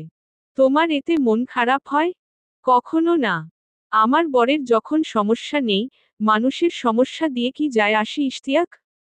ইশতিয়াক ওর হাতটা ছেড়ে দিয়ে ওকে দুই হাতে জড়িয়ে ধরল। খুব আগ্রহ ভরে জানতে চাইল, তুমি যে সেদিন বললে, তুমি আমায় ভালোবাসো, তুমি সত্যি আমায় ভালোবাসো? তোমার লিখা পড়ে মনে হলো, তুমি আমার সাথে অ্যাডজাস্টমেন্টে থাকো। অ্যাডজাস্টমেন্টের সংসারে কেউ কারো জন্য রাতের পর রাত অপেক্ষা করে ইশতিয়াক? তা জানি না।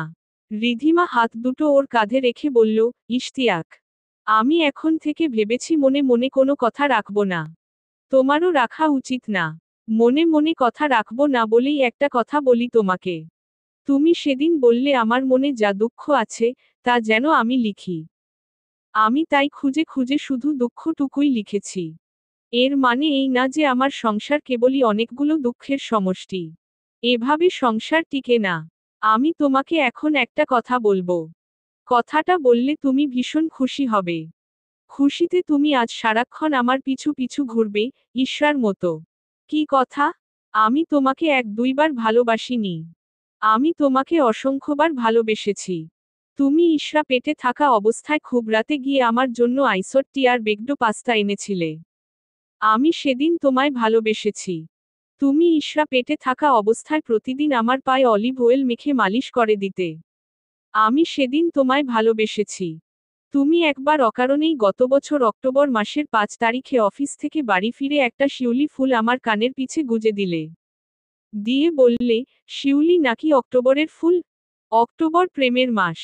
তাই প্রেমের মাসের ফুলটুকু তুমি দিলে তোমার প্রেমিকাকে। আমি সেদিন তোমায় ভালোবাসলাম। ঈর্ষা হওয়ার পর তুমি সব ছেড়ে ছুড়ে আমার কাছে এলে।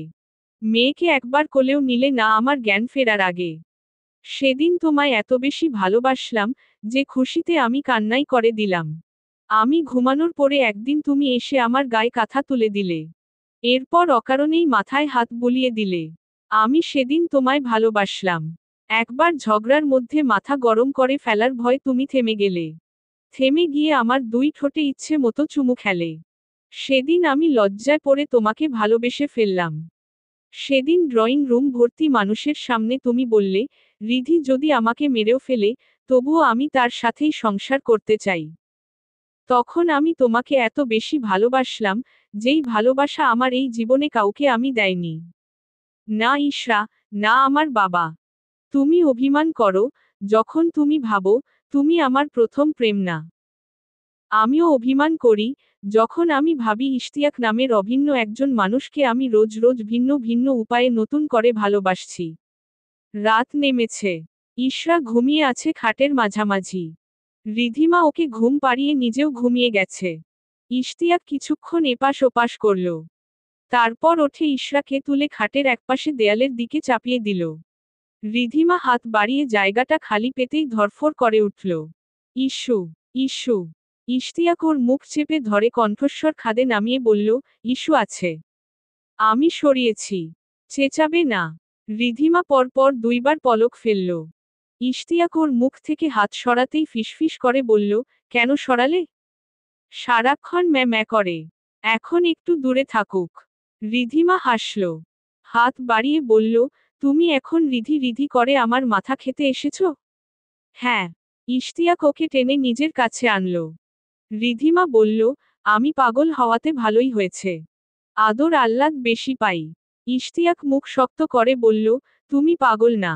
ওই আর কি। শোনো ইশতিয়াক, বলো, মানুষ আমাকে কি ভাবে তাতে আমার কিচ্ছু যায় আসে না। কিন্তু তুমি সবসময় এমন থাকবে।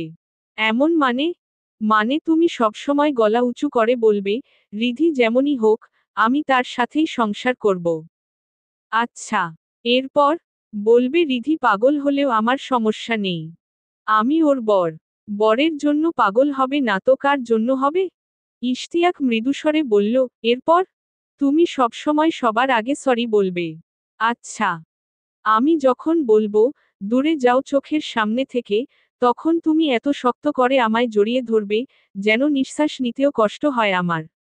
আর আর যখন আমি তোমার সব কথায় কেবল মাথা নাড়ব, তখন বুঝবে আমি ভয়ঙ্কর রেগে আছি তোমার সাথে। তখন তুমি চটপট আমাকে চেপে ধরে অনেকগুলো চুমু খাবে। ইশতিয়াক ওর কথা শুনল। সে থামতেই মুখ তুলে রিধিমার কোমল গালে 3-4টে চুমু খেল। রিধিমা হেসে বলল, আরে বোকা, এখন বলিনি তো। রাগ হলে বলেছি। ইশতিয়াক ওকে আরেকটু কাছে টেনে ওর গালের সাথে গাল ঘষে বলল, আর যখন আমি রাতে এমন টুপুস-টাপুস চুমু খাবো, তখন তুমিও বুঝবে আমার তোমাকে চাই। রিধিমা হেসে ফেলল শব্দ করে। হাতের বালা জোড়া খুলে সাইডবক্সের উপরে রেখে মুক্ত হাতে ইশতিয়াককে জড়িয়ে ধরে বলল, আমারও তোমাকে চাই। আদর করো তো একটু আমায়। পরের দিন ইশতিয়াক অফিসে যাওয়ার আগে রিধিমার জন্য একটা চিঠি লিখল। সাথে দিল কয়েকটা তাজা নয়নতারা ফুল। চিঠিতে সে লিখল, তুমি ভুল জানো, রিধি। তুমি একাই বারবার প্রেমে পড়ো না আমার। আমিও পড়ি। যতবার আমি তোমার কাছে যাই, ততবার আমি তোমার প্রেমে পড়ি। গতকাল রাতেও পড়েছি। সামনে আবার পড়ব। তোমাকে নিয়ে প্রচণ্ড জেলাসিতে ভুগি। এতটাই বাজে ভাবে পজেসিভ হয়েছি তোমার প্রতি, যে ঈশ্বর সারাদিন তোমার গায়ের সাথে মিশে থাকলেও বিরক্তি ধরে আমার। রিধিমা শোনো, তোমাকে একটা কথা বলি। তোমাকে সামনে থেকে যতবার আমি রাগ করে বলবো, আমি তোমার প্রথম প্রেম না, ততবার তুমি আমায় কাছে টেনে বলবে, আমি তোমার একমাত্র প্রেম। আমি আসলে তোমায় রাগানোর জন্যই ওই কথা বলি। তুমি রাগবে না।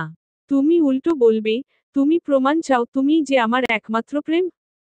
বলেই আমার গালে, কপালে, ঠোঁটে সুন্দর করে আদর দিবে।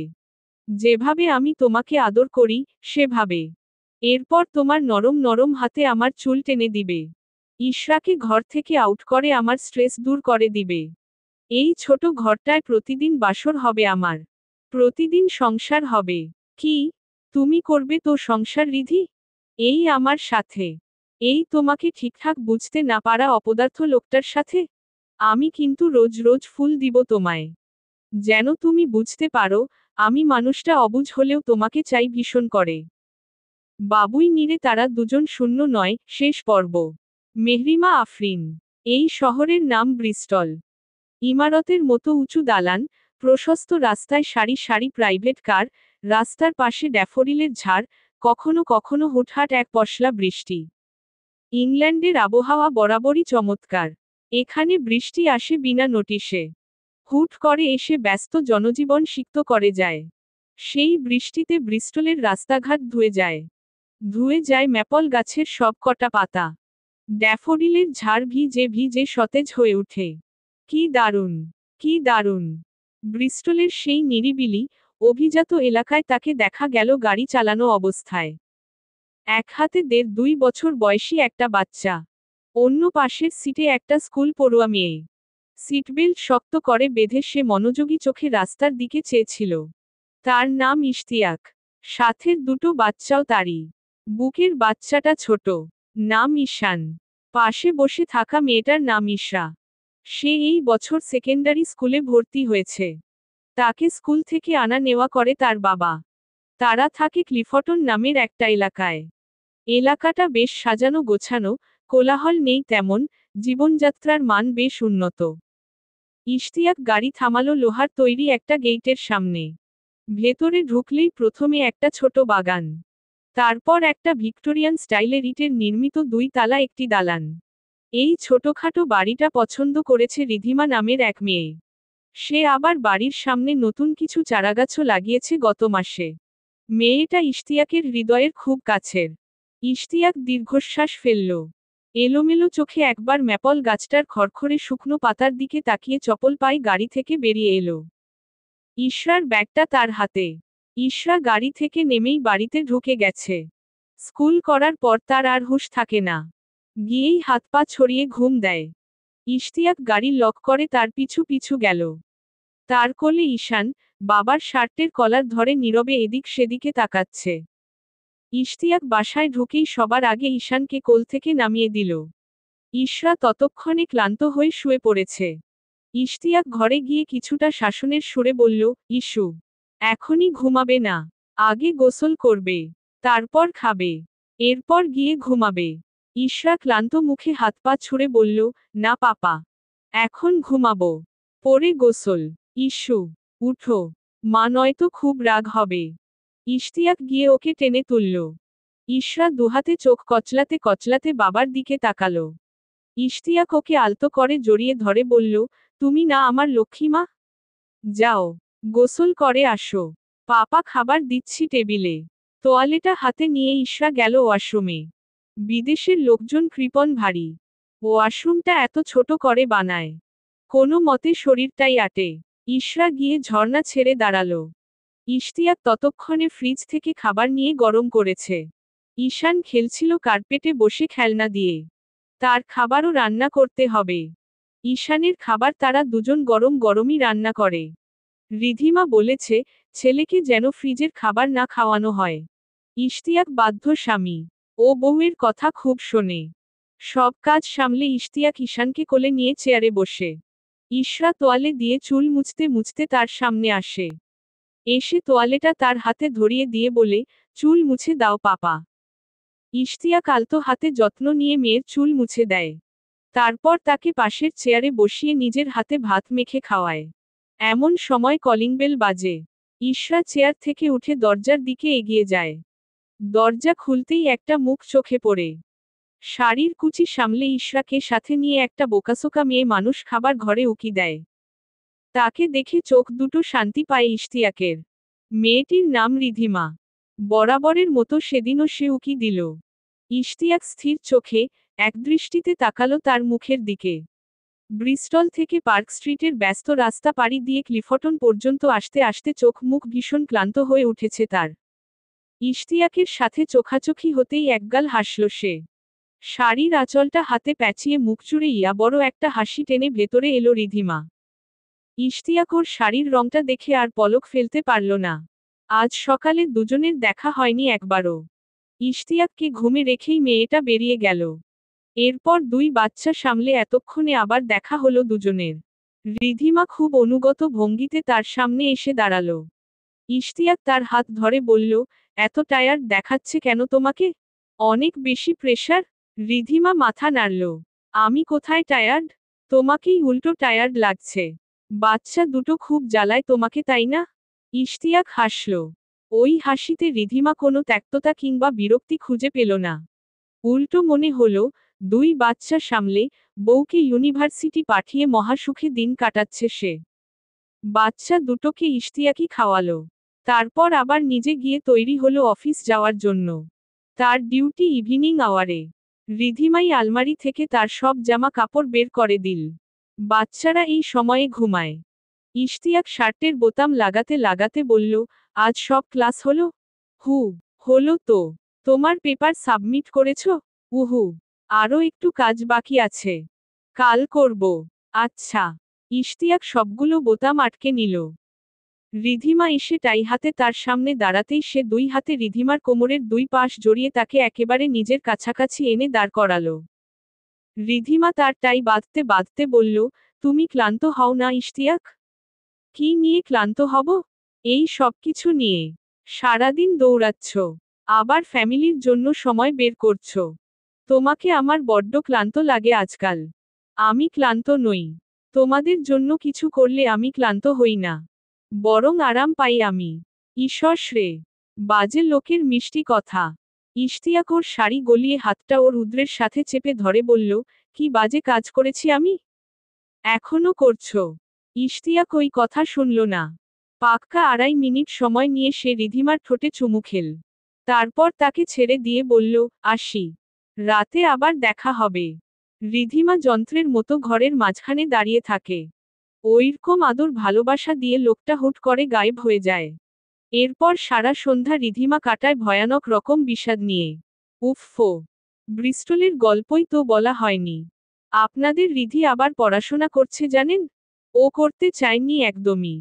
ওর বর ওকে জোর করে আবার কাগজ কলমের দুনিয়ায় ছেড়ে দিয়েছে। রিধিমা মানা করার পরেও সে শুনেনি। বলল, ফিল টা অন্তত রিধিকে শেষ করতেই হবে। ইশরার জন্মের প্রায় 10 বছর পরে তাদের ঘরে আরেকজন মানুষ এলো। তার নাম ঈশান। ওর জন্ম এখানেই, ক্লিফটনের এই পুরাতন দিনের বাড়িতে। রিধিমা আর ইশতিয়াক প্রায় 2.5 বছর ধরে থাকে এখানে। 2025-এর দিকে একটা বেসরকারি বিশ্ববিদ্যালয়ে গেস্ট টিচার হিসেবে শিক্ষকতা করেছিল রিধিমা। পরে আর অন্য কোথাও অ্যাপ্লাই করেনি। তখন নাকি পড়াশোনা আর টানত না তাকে। এমনকি টাকা পয়সা আয় রোজগারেও কোনো মাথা ব্যথা ছিল না তার। ইশতিয়াক তাকে জোর করল বহুবার। সে জানালো, সে সংসার করবে, ভালো মা হবে। এটাই তার জীবনের একমাত্র লক্ষ্য। ওসব চাকরিতে আর ইচ্ছে নেই তার। এর মাঝে ইয়াসের বিয়ে হলো তিন্নি নামের একটি মেয়ের সাথে। তনুশ্রীর বিয়ে হলো তুরহান নামের একটি ছেলের সাথে। সে বিস্তর কাহিনী। লিখতে গেলে নতুন গল্প হয়ে যাবে। রিধিমা আর ইশতিয়াক 2028 সালে এই শহরে এসেছে। ইশতিয়াকের জবের লেটার এসেছে। বিরাট বেতনের চাকরি, উন্নত জীবনযাপন। হাতছাড়া করার কোনো মানেই হয় না। ব্যাস, রিধি আর ইশরাকে নিয়ে একেবারে উড়াল দিয়ে সে চলে এলো ব্রিস্টলে। এখানেই তার অফিস, বাড়ি থেকে 1 ঘন্টার মতো সময় লাগে যেতে। বাড়ি আরও কাছে কোথায় নেওয়া যেত। কিন্তু রিধিমার ইচ্ছে, সে একটা ছিমছাম বাড়ি নিবে। বাড়ির সামনে বাধ্যতামূলক একটি বাগান থাকতে হবে। সাথে থাকতে হবে কমলা রঙের পাতার একটি দৃষ্টিনন্দন ম্যাপল ট্রি। সবকিছু মিলিয়ে এই একটা বাড়ি পাওয়া গেল। রেন্ট একটু বেশি, কিন্তু রিধি যা যা চেয়েছে, তার সব এই বাড়িতে আছে। ইশতিয়াক খরচের চিন্তা না করে এই বাড়িটাই ভাড়া নিল। বেতনের অঙ্ক বেশ বড় বলে পড়ে গিয়ে আর কোনো সমস্যা হলো না। দেখা গেল 4 সদস্য নিয়ে ক্লিফটনের সেই বাড়িতে ইশতিয়াক দিব্যি সুখে দিন কাটাচ্ছিল। পরের বছর ঈশান হওয়ার পর একটা গাড়িও কিনল। সাথে আরেকটা কাজ করল। রিধিমাকে এমফিলের জন্য ইউনিভার্সিটি অব ব্রিস্টলে ভর্তি করিয়ে দিল। রিধিমা শুরুতে চায়নি। ইশতিয়াক ওকে বলল, তুমি বলেছ আমার সাথে কখনো সৌজন্য দেখাবে না। আমার থেকে কিছু গোপন করবে না। সত্যি করে বলো, তুমি চাও না ফিল করতে? রিধিমা তখন আর না করতে পারল না। এই জীবনে মাস্টার্সের পর আরেকবার বই খাতা ছুঁয়ে দেখার খুব স্বাদ ছিল। ইশতিয়াক তার ওই স্বাদটুকুও পূরণ করল। আনুমানিক 18 থেকে 20 মাসের কোর্স। রিধিমা বলল, বাচ্চাগুলোকে কে দেখবে? ইশতিয়াক ওকে অভয় দিয়ে বলল, আমি দেখব। চিন্তা করো না। চোখের পলকে সময় কেটে যাবে। সময় আসলে চোখের পলকেই কাটল। একেবারে ফটফট করে 6টা মাস কেটে গেল।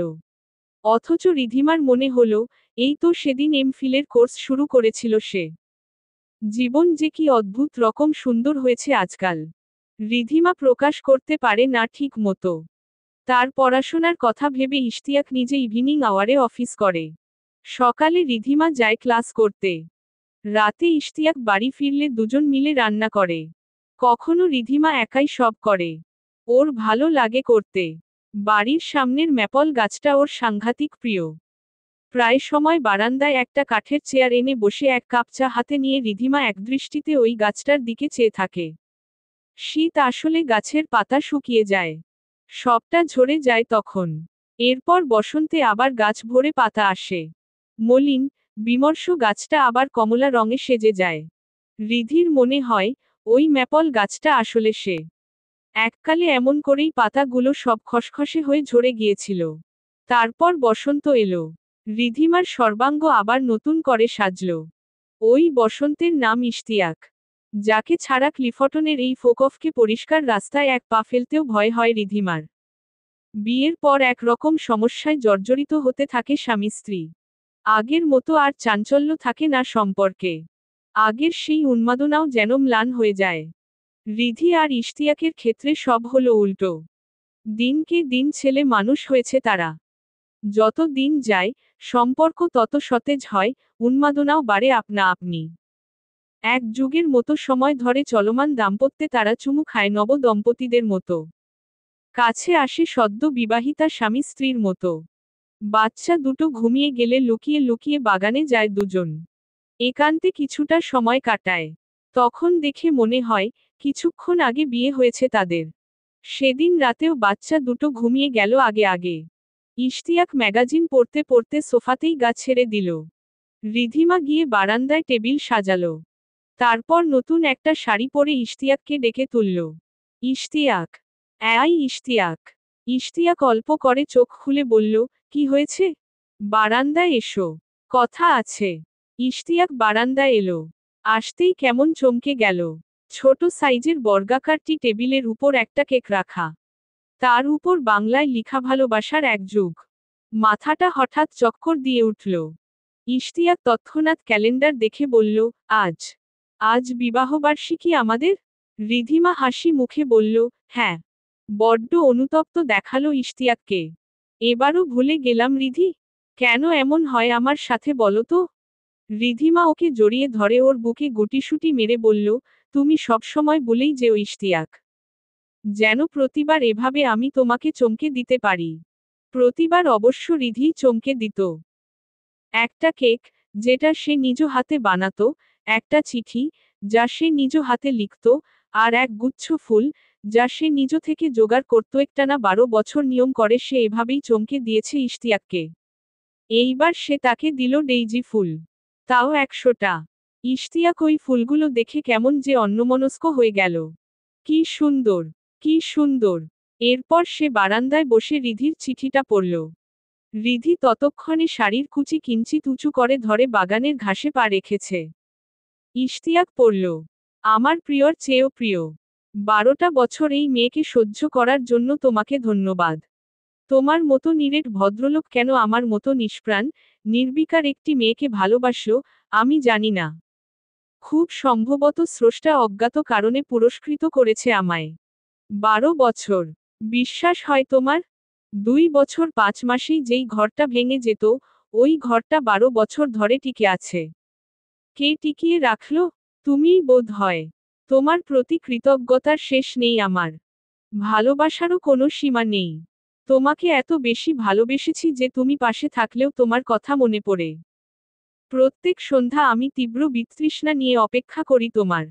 ম্যাপল গাছের ফাঁকফোকরো দিয়ে মেইন গেইটের দিকে চেয়ে থাকি। তুমি আসবে এই অপেক্ষায় আমার সন্ধ্যা কাটে না জানো? এক জীবনে তোমার বড় আক্ষেপ ছিল। কেন তুমি প্রথম প্রেম হলে না আমার? সেই আক্ষেপ স্রষ্টা এমন করে পুষিয়ে দিল যে তুমি আমার ধ্যান জ্ঞান সব হয়ে উঠলে। এক যুগ ধরে তোমার ঘরণী হয়ে এখনো তুমি আসার আগে অস্থিরতায় হাত পা ঠান্ডা হয় আমার। এখনো তুমি কাছে এলে নিঃশ্বাসে ভাটা পড়ে। বড় ছেলে মানুষ হয়ে যাই তোমার কাছে এসে। তুমি ভালোবেসে আমাকে একটা বোকা, অবুঝ, আর আবেগী মেয়ে বানিয়ে দিলে ঈশ্বর বাবা। এতটাই আবেগী যে 37 বছরের আমি তোমার কাছে এলে 16 বছরের সেই বাচ্চা মেয়েটি হয়ে যাই। মাই বিলাভড হাজবেন্ড। এমন করেই বিবাহবার্ষিকী ভুলে যেও প্রতিবার। যেন হাত ভর্তি ডেইজি আর এলোমেলো শব্দের একখানা চিঠি দিয়ে তোমার রাতটুকু স্মরণীয় করে রাখতে পারি আমি। এই শহরে খুব বৃষ্টি হয় জানো? October rain. এই বৃষ্টিতে জ্বর হয় না, উল্টো প্রেম বাড়ে। চলো ঈশ্বর বাবা, আজ একটু বৃষ্টিতে ভিজি। প্রেম বাড়াই আরেকটু। আরেকবার নিজেদের নবদম্পতির মতো আবিষ্কার করি। চলো চলো। ইতি। রিধি ছাড়া আর কে? হুমায়ুন আহমেদের মতো হয়ে গেল তাই না? হা হা হা। ইশতিয়াক চিঠিটা ভাঁজ করে একবার বুকের সাথে চেপে ধরল। বাগানের ঘাসে তখন ঝিরিঝিরি বৃষ্টির ফোঁটা জমা হচ্ছে। রিধিমা হালকা রঙের শাড়ি পরে দুহাত মেলে বৃষ্টিতে ভিজছে। ম্যাপল গাছ আর ড্যাফোডিলের ঝাড় অবাক হয়ে চেয়ে আছে তার দিকে। ভাবছে, ভিনদেশে এই অদ্ভুত মেয়েটি এমন করে ভিজছে কেন? চিঠিটা ড্রয়ারে রেখে ইশতিয়াক ছুটে গেল সেখানে। বৃষ্টির তেজ ততক্ষণে বেড়েছে। রিধিমা ভিজে গেছে পুরোটাই। ইশতিয়াক বলল, জ্বর উঠবে তো সোনা। কিচ্ছু হবে না, তুমি আসো। ইশতিয়াক এলো। অক্টোবরের শান্ত, স্নিগ্ধ, ছন্দময় বৃষ্টি তাকে পর্যন্ত ভিজিয়ে গেল। রিধি বলল, এটা ভালোবাসার বৃষ্টি। এই বৃষ্টিতে প্রেম ঝরে। অক্টোবর রেইনের কথা শুনোনি বুঝি? শুনি ইশতিয়াক হাসে। বৃষ্টিতে ভিজে জামা কাপড় সব গায়ের সাথে আটকে যায়। রিধির মুখে তখন ফোঁটা ফোঁটা বৃষ্টির পানি। ইশতিয়াক হাত বাড়িয়ে পানিটা ঝেড়ে দিল। রিধিমা বলল, এদিকে আসো। ইশতিয়াক এলো। রিধিমা চিবুক নামিয়ে ঠিক মাথার মাঝ বরাবর যাওয়া সিথিটা দেখিয়ে বলল, আদর করো। করেছি। রিধিমা আবার ভিজছে। দুহাত মেলে, প্রচণ্ড প্রশান্তিতে। জ্বর বাঁধানো নিয়ে তার চিন্তা নেই। জ্বর হলেও বাকি, ইশতিয়াক সামলে নিবে। যেমন করে সে সামলাচ্ছে, 12 বছর ধরে। প্রকাণ্ড ম্যাপল গাছের গাঢ় খয়েরি কাণ্ডের সাথে হেলান দিয়ে ইশতিয়াক ওর দিকে তাকালো। এই মেয়েকে দেখলে চোখ দুটো খুব আরাম পায় তার। দেখতে দেখতে চোখ ভরে আসে, ঘোলাটে দেখায় সবকিছু। ঠিক তখনই বাড়ির নেমপ্লেটের পাশে কার্ডবোর্ডে লিখা বাক্যটি খুব করে মনোযোগ আকর্ষণ করে তার। লিখাটা রিধিমার হাতের। বাড়িতে উঠার তৃতীয় দিনে খুব আহ্লাদ করে পেন্সিল আর মার্কার এনে লিখেছিল সে। সেখানে লিখা, home is not a place, it's a person. অনুবাদ, ঘর কোনো জায়গা নয়। ঘর হলো একটা মানুষ। সমাপ্ত।